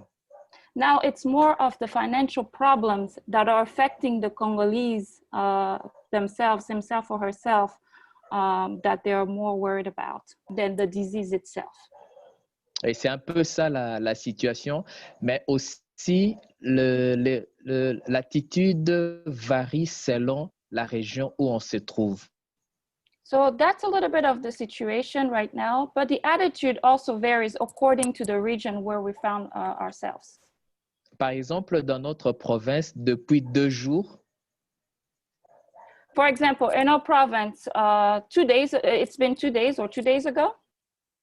Donc, je parle de Kananga, du Kasai central. Il y a 3 nouveaux cas qui viennent d'être dépistés positifs. So I'm talking about Kananga, our province. There has been 3 new cases, 3 positive cases. Et c'est déjà un problème psychologique qui est en train de renaître dans le domaine médical et surtout pour le personnel médical. So it's already a psychological problem that is being reborn again, that is resurfacing, especially for the medical staff. Et vous verrez par exemple l'attitude par rapport au personnel médical est de revenir sur le port régulier de masques alors qu'il y a 1 semaine, 2 semaines, ce n'était plus le cas comme les présentateurs l'ont dit dans leur présentation. And as you can see, the attitude of the medical staff or the concern is in regards to the wearing of the mask again, because about a week ago, it was no longer mandatory, but now we'll have to go back to wearing masks. that's what is the current attitude of Congolese according to this coronavirus pandemic right now, in short. Donc, voici telle est l'attitude maintenant des Congolais selon la situation courante avec la maladie, avec la COVID-19. Je peux Well, merci, compléter. I can be doctor. complete by Thank you very other much. people. Yeah. We're very grateful. Merci beaucoup. Merci. Pastor Isaac Kalonji, are you there? Can you Pastor Isaac Kalonji, Oui, êtes-vous là? je Êtes-vous vous écoute. présent? Yes, Je I can vous hear écoute. you. Okay. Would you like to Je vous speak écoute. to the same question? How are people in Kinshasa? What are people thinking these days about the relative fear of the disease and economic difficulties? Aimez-vous Oui, ajouter à la question, contribuer à la question par rapport à l'attitude des gens? Qu'est-ce qu'ils pensent vis-à-vis de la maladie et de la situation financière ou économique? merci beaucoup. Est-ce que vous me suivez? Thank Oui. you very much. Can you hear me? Can you follow me? Yes. Ok. Ici à Kinshasa, c'est là où le Congo a fait l'expérience de COVID-19, cette pandémie mondiale. Okay. Here in Kinshasa is where the Congo is experiencing this global pandemic. Cette ville qui a plus de 12 millions d'habitants The city that has more than 12 million inhabitants, et qui est le centre même de l'administration et de l'économie du pays, it's pretty much the center of the administration and the economy of the country. lorsque le chef de l'État a annoncé l'existence de la maladie et les restrictions comme prévention contre la propagation de la maladie, la population avait peur. When the president announced about the disease and the restriction that we must take against the spread of the disease, the population became fearful. Mais peu après, on a constaté que comme les gens ne partaient pas au travail, les églises fermées, l'argent ne circulait pas et la nourriture devenait rare pour avoir, parce que même s'il y en a au marché, mais comment acheter? Okay. Alors les gens, oui. So short time after, as we noticed that people were not going to work, the churches were closed, people were not able to purchase food. Alors, nous avons constaté que maintenant là, les gens sont plus préoccupés par des questions économiques que par l'existence de la maladie, bien que maintenant là, ils ont relâché avec le port de masques et même certaines conditions contre la propagation de la maladie. Et ça fait peur, mais nous luttons toujours pour continuer à sensibiliser.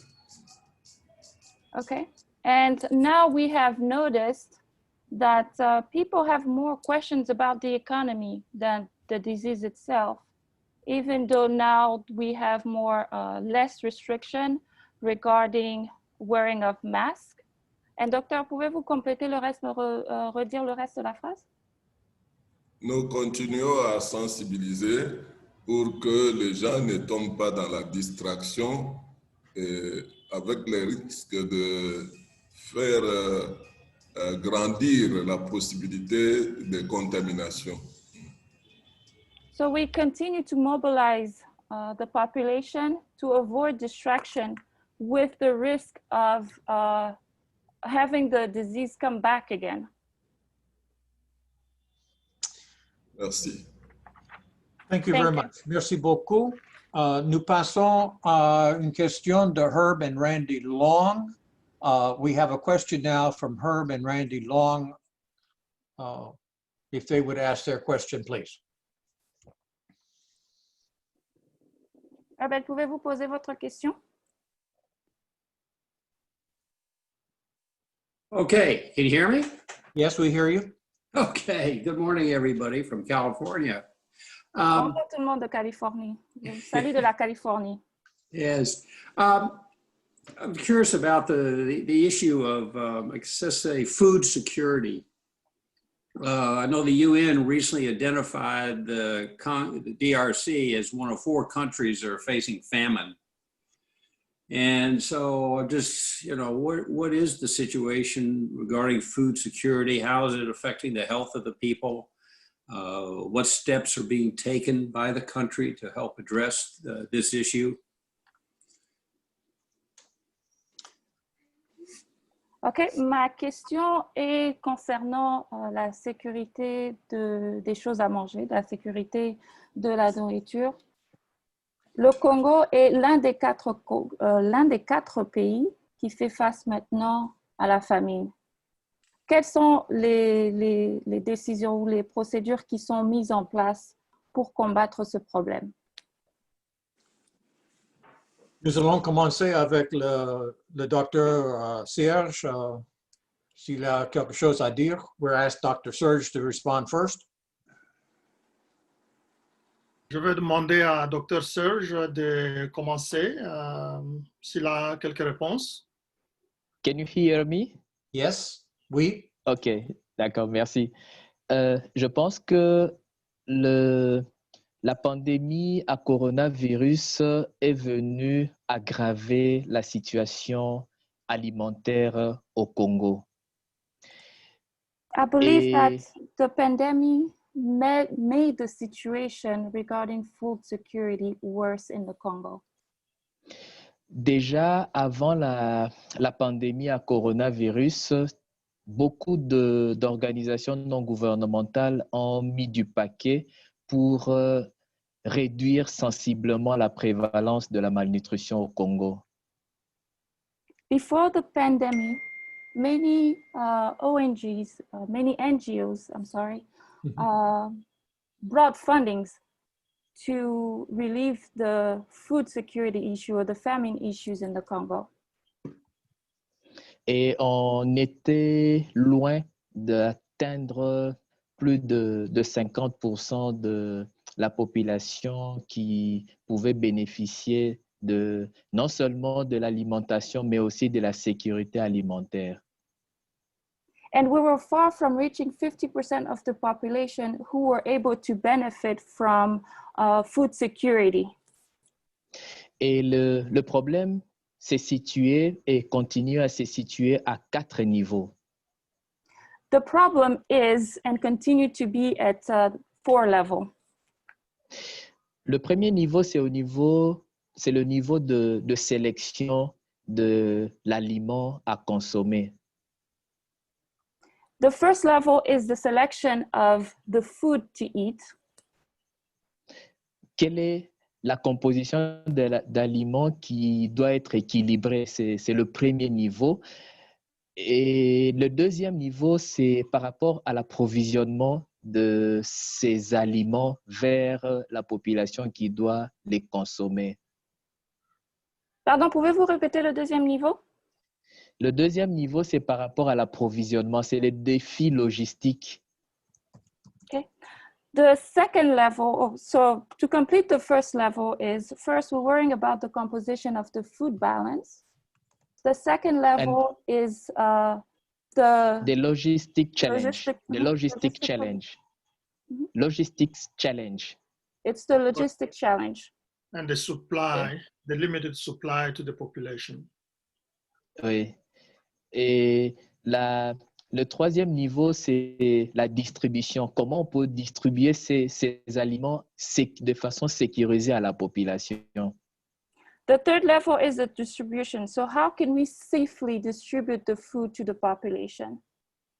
Et le quatrième niveau, c'est l'utilisation même de ces aliments. Comment ils sont utilisés au niveau de la population de façon équilibrée et de façon sécurisée. Ce sont les 4 niveaux de défis que nous avons au niveau du Congo pour ce qui est de la sécurité alimentaire qui n'est pas assurée à 100%.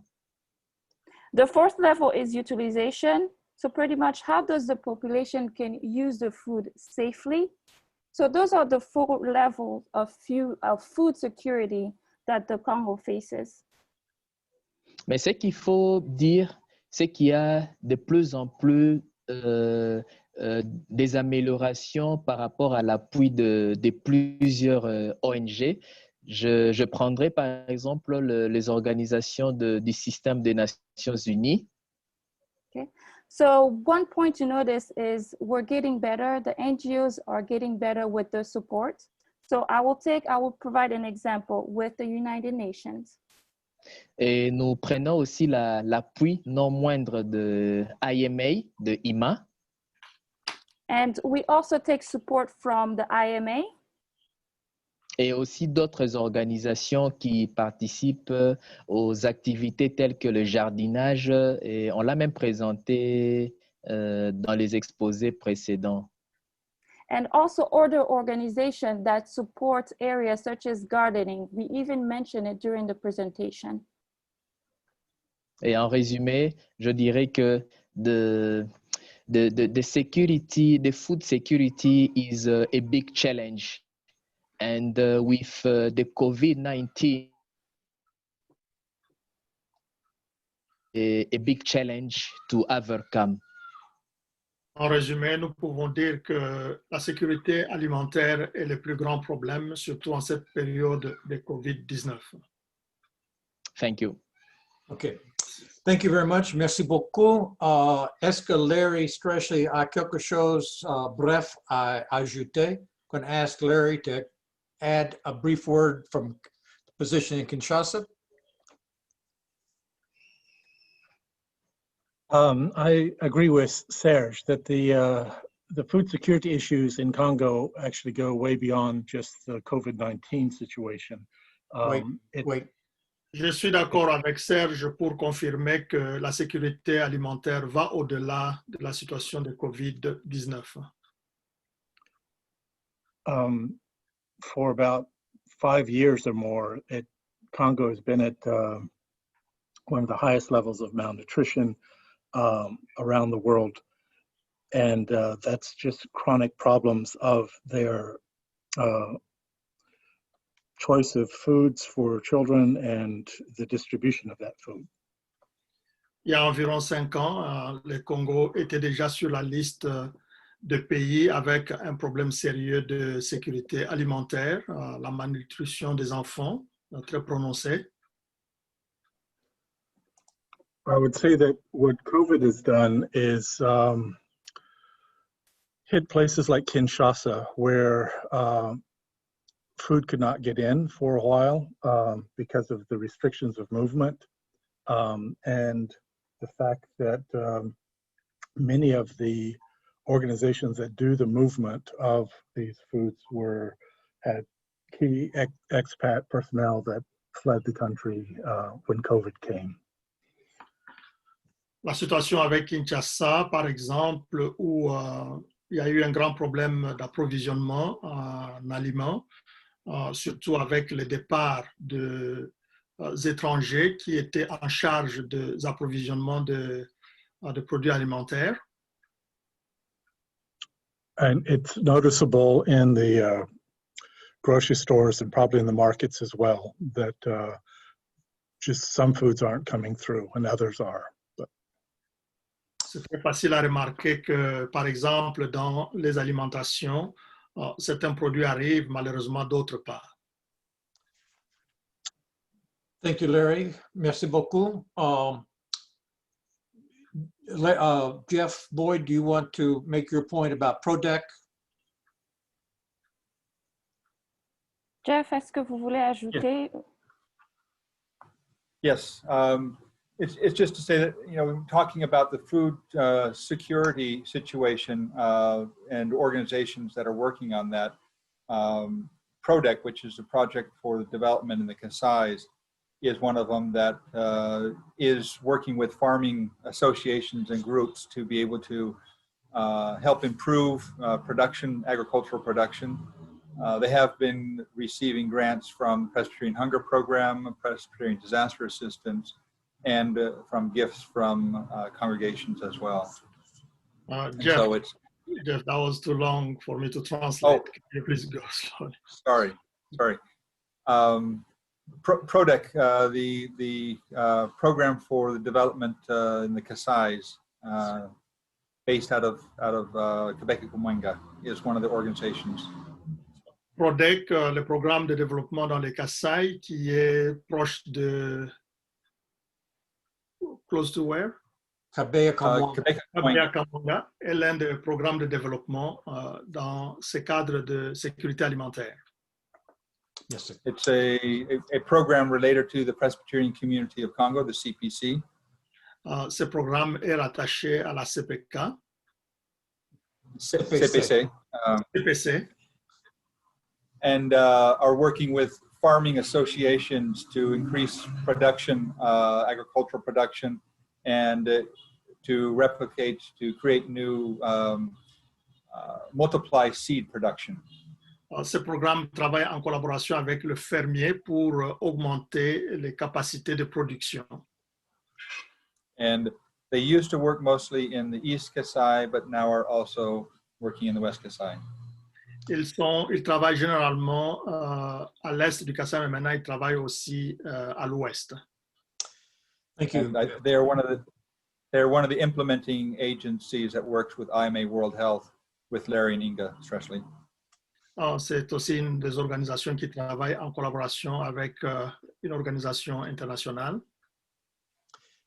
We will hear more about PRODEC in the section about development, which I think will come in April.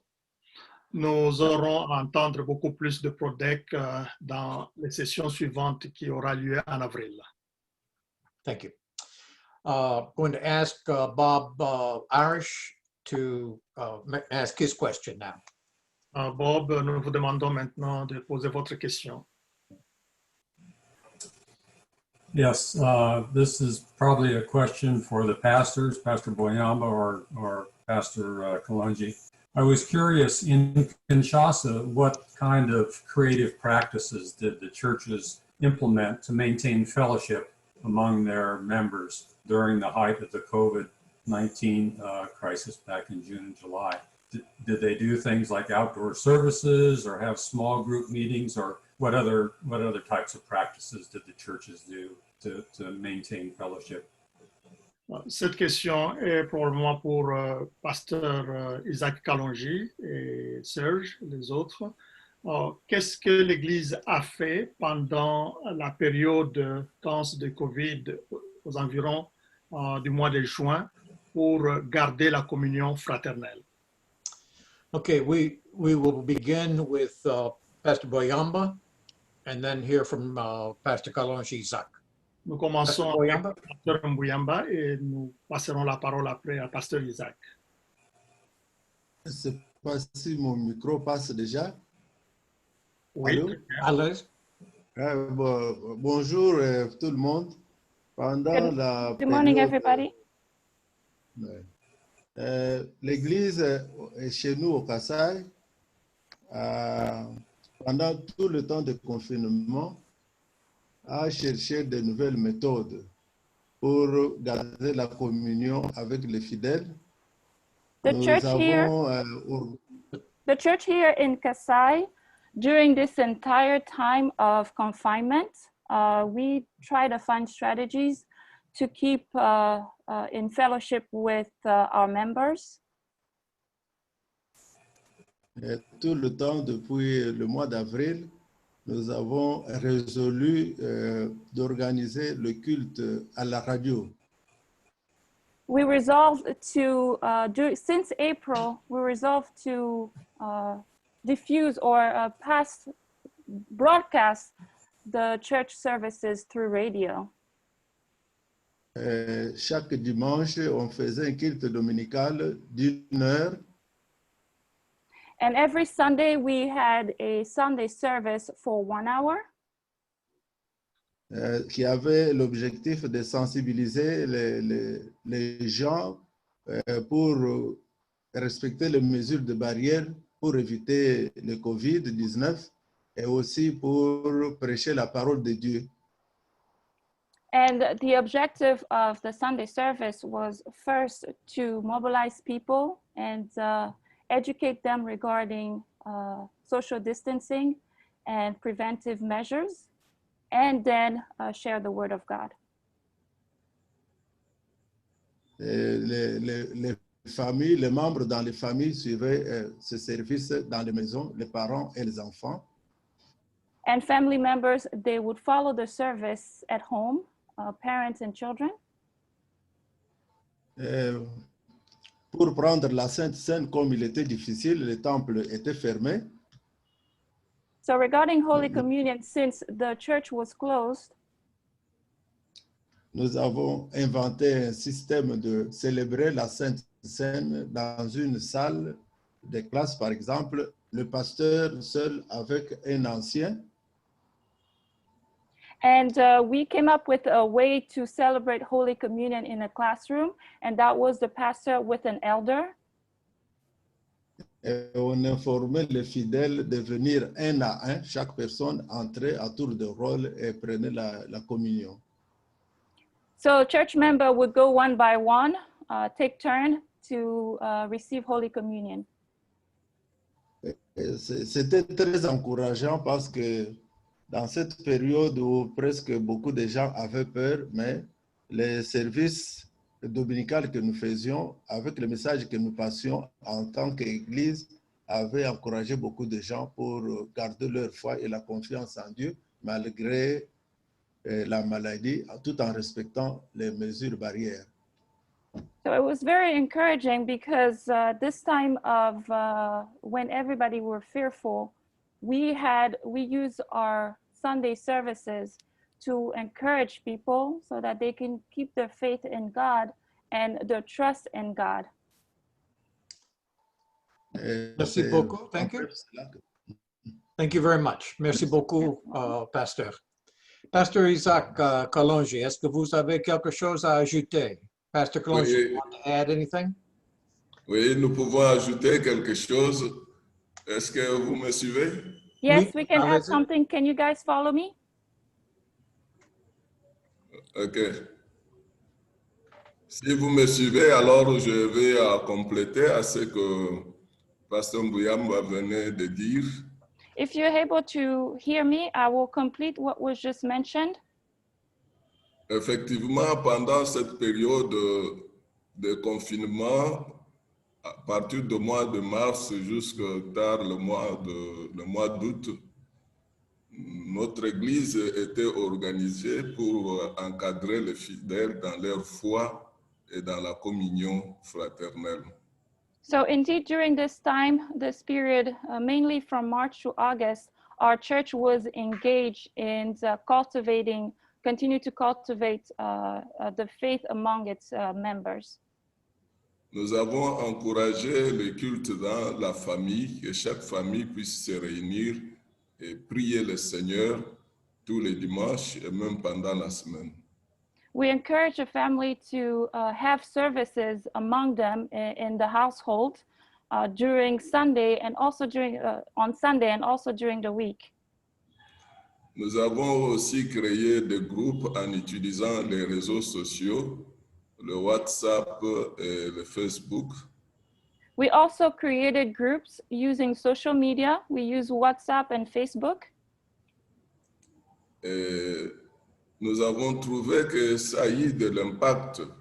Et la solidarité et la foi, les gens ont eu vraiment la soif d'être ensemble, d'écouter la parole de Dieu pendant cette période très difficile. So we noticed that it really had an impact, the solidarity and the faith. We noticed that people had this thirst during this time, this thirst for the word of God during this difficult time. Et nous avons beaucoup de témoignages de comment Dieu a agi pendant une période où les gens ne pouvaient pas facilement se déplacer, facilement avoir le moyen d'acheter la nourriture, mais la solidarité a joué, l'amour de Dieu a joué, et nous en sommes très fiers et très contents. We had a lot of testimony during this time when people could not move around or buy food. We heard a lot about the solidarity that was going around and how people were able to help each other. Merci. Thank you. Thank you. I think we have a few more questions, but I'm going to draw a line here. On a encore quelques... Vas-y. Nous avons encore quelques questions, mais je pense que nous allons un peu limiter les choses ici. We will have much more time available next week when we come back again for questions and conversation. Nous aurons encore beaucoup plus de temps la semaine prochaine pour des commentaires et des questions. I know you will want to join me in thanking our interpreters. Je sais que vous voulez me joindre en remerciant nos interprètes aujourd'hui pour avoir facilité notre discussion. They have really helped our conversation, and we are very grateful. I'm going to offer a prayer now, which I'm going to ask Dr. Ngoy to translate. And following that, Bill Rule will show a short video of what our next session will be. Nous allons passer à la prière maintenant qui sera interprétée par Pasteur Ngoy. Et ensuite, Bill Rule va présenter une courte vidéo. Bill, I want to say that we forwarded all your questions, the interpreter. We forwarded all your questions. Oui, je veux dire qu'on vous a fait suivre toutes vos questions. And there were some very good ones, but we will hold them for response next week. Et il y avait vraiment des très bonnes questions, mais nous allons répondre à ces questions la semaine prochaine. Thank you. Good. Prions. Let's pray. Great God, our Creator. Dieu notre Créateur. We thank you for all the people, Congolese and Americans, Nous te remercions pour tout ton peuple, les Congolais ainsi que les Américains.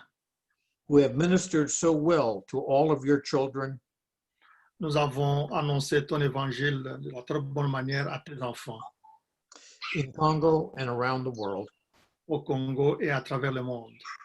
We pray for them today as they prions have pour added eux to their aujourd'hui. burdens. We pray for them today as they have added to their burdens the treatment of persons with COVID. Nous prions pour eux aujourd'hui, surtout en ces moments qu'ils ont ajouté encore à leur charge le traitement de personnes avec le COVID-19 and the prevention of its spread. et la prévention de la propension de la maladie. In the name of the great healer, Jesus Christ. Au nom de notre grand Soigneur. libérateur, Jésus-Christ. Amen. Amen.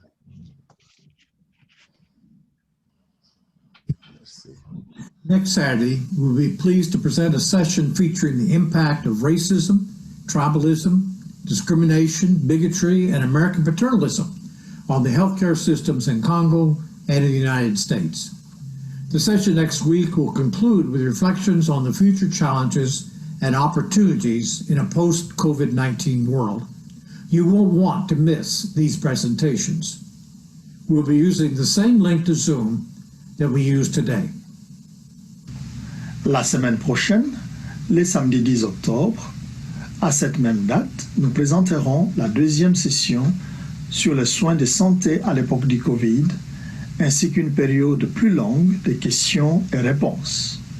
Si au cours de la semaine prochaine, vous pensez à des questions ou des commentaires que vous souhaitez faire, veuillez les envoyer à tout moment à questions4cmn@gmail.com.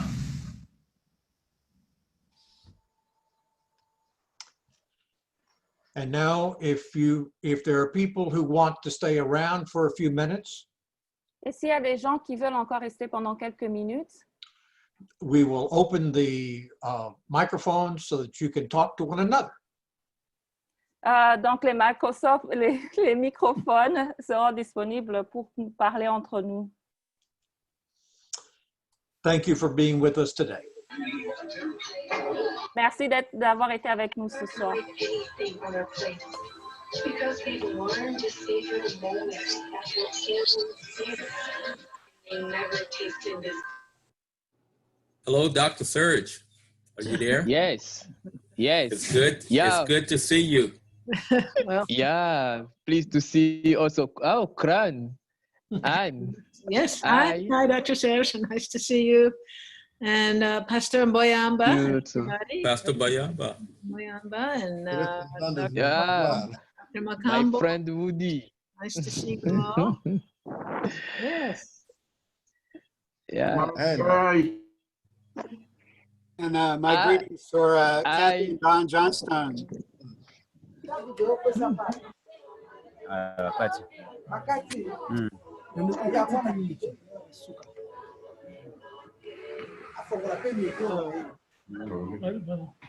Serge Betora pour Maluka, Dr. Serge. Malumi fa Dr. Jacques. Nakusanga bikola wa presentation weba. Waku ku oh. Nakusanga bikola. Mubone bujibwende bwa kufika kwetu kukana. Ndimu mwana mulunda ni Metzel. Wait,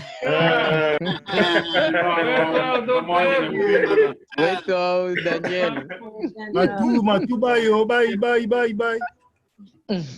I want to make a couple of comments. I want to just say several things. We do know Ebola was at Luebo at one time, and that was addressed by Doctors Without Borders. We also know that some of you asked excellent questions. You can ask them again right now if you want to just throw them out. Woody asked a good question about white versus African American or Caucasian people. Woody, what do you say? Why don't we save that for next week? Because I think other people may want to hear the answer as well. And they're gone, possibly. And a lot of people have already gone. So let's kind of just leave this to if people want to give greetings to each other and stuff like that and say hello. And then we'll say goodbye in a few minutes, if that's okay. Hello to John Briggs. De parler les uns les autres. This is free conversation, right? Free conversation, yes. Okay, got it. Thank you. Thank you. Thank you, Dina. Thank you. Thank you, Dina. Joel. Thank you, Dina. Je vous en prie. Thank you.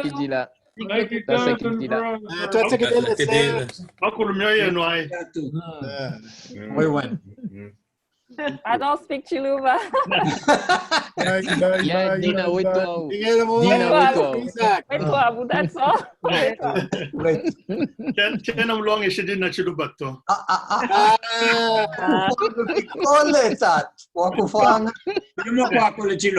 No, I have a very Kasai name, but no. Yeah. But you knew it was Chaluba, Dina.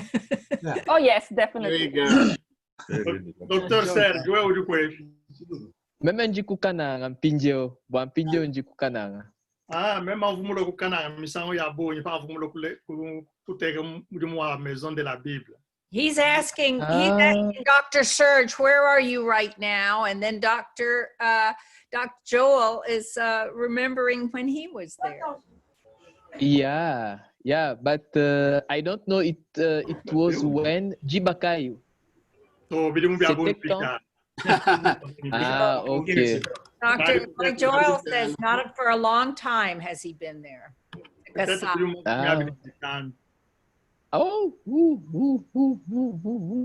C'est beaucoup. But for all of you, when you meet someone from the Kasai area, one of the things they notice if you speak their language is they say, "Oh, wetwao." Now, what does wetwao mean? Tell me what is Serge and Dr. Ngoy, what does wetwao mean? One of us? No, wetwao, ça veut dire a very warm welcome. You belong to us. And mostly it says you are mine. You are mine. One of us. Of course. Yeah. I wanted to thank everyone for this excellent this really was a conference, and very interesting, very engaging. I'm just excited about this format, and having our friends, partners here in Congo involved in the questions, in the presentations. Very good translation. And I was getting there. I gave them applause. Very good, very good. We need to keep Thank you, them. Christy. Thank you. Yes, so thank you all very much, and looking forward to any next session. Yeah. Are you back in Kinshasa? We, yes, we have stayed in Kinshasa since March, except for about a month going to the Netherlands for our the graduation of our daughter. And we're now back, yeah. Back in Kinshasa. Yeah. Where will your daughter go? I know she graduated from medical school. What is next to the boys? What is next for your daughter? Let's hear that in French also. Yeah, I don't know whether we want translation so that some Nous others avons can entendu involve. parler de votre fille. À quel niveau elle est, qu'elle prépare pour son futur en médecine. Yes, and actually I think things are still evolving for her, but during our visit, and our kids very much make us part of their discernment process, but one of the last days she indicated in the Netherlands, our children are in the Netherlands, there is a specialism for tropical medicine, and that is something she had wanted to follow anyway, but she didn't know whether she first wanted to do one of the regular specialisms or tropical medicine. And since she doesn't know yet really where her niche is, specialism-wise, she was saying that she's considering applying now for the tropical medicine in Amsterdam, which is, what did she say? It's a 3-year study, I think. 3-year specialism. And after that, she will then discern from her experiences there where her interest, real deep interest goes. Les choses évoluent encore. Pour elle, il n'y a pas encore une décision. Il y a encore un grand discernement à faire pour nos enfants, mais jusque-là, son option, c'est de faire la médecine tropicale. Elle cherche l'inscription à Amsterdam, en résumé. Merci. Thank you. Okay. I'd like to say thank you to the Browns for a very difficult challenge to take that and put all that time in such a little amount of time. And also to Dr. Makambo. I did not know so much for Médecins CMK CMK. And I translated for Dr. Streschley his lecture onto paper so that we could then translate it to French. I am so humbled to see the contrast between the US and the Congo in solidarity. Solidarity. It's striking. Last of all, Joel. Translation. Oh yeah, the translation. Merci beaucoup aux Brown pour le travail qu'ils ont effectué de mettre tout ensemble en si peu de temps. Je suis aussi beaucoup réjoui par l'intervention du docteur Mutombo. Et je n'ai pas eu l'occasion de traduire pour elle, mais plutôt pour les autres. Mais j'ai été beaucoup touché par les contrastes qu'ils ont. Solidarity. J'ai beaucoup été émerveillé par la solidarité, mais aussi les contrastes entre les États-Unis et le Congo en ce qui concerne la situation de Covid. And last of all, the young woman from Platte Creek who had COVID, Pastor Susie, they have a partnership with IMCK. They send a large a piece of equipment to IMCK. Suzy de Platte Creek, qui a donné les témoignages sur sa situation de COVID, a envoyé de médicaments à IMCK. à IMCK. Elle a un partenariat avec le centre là-bas. Oui, en tout cas, merci à l'Église Platte. C'est vraiment un appareil sophistiqué qui nous permet de réaliser des examens qu'on a jusque-là pas réalisés à Kananga. Et c'est un très bel appareil qui fonctionne très bien. Merci vraiment à l'Église Platte pour ces dons et aussi pour tous ceux qui ont fait le plaidoyer en faveur de l'IMCK. Merci, que Dieu bénisse tous les membres de cette Église. Thank you so much for the Oh, go ahead, Dina. Well, thank you so much for the church PAC who sent the equipment. It is a very sophisticated equipment. It has allowed us to be able to achieve some testing that we're not able to do before in Kananga. So thank you very much. It's a very sophisticated equipment, and thank you as well thank you also to all the partners involved with the church. I just want to make a quick correction. C'est Dr. Makambo, Jacques Makambo de Baliban, qui a une présentation pour Kinshasa. OK. Bonjour, Dr. Makambo. Moi, Weber. Bonjour, Mwami Kabunda Marukai.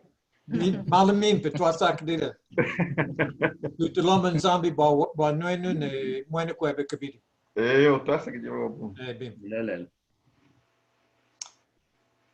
Okay, I think we have come to the end. Nous sommes arrivés à la fin. Joel, Jose, qu'est-ce?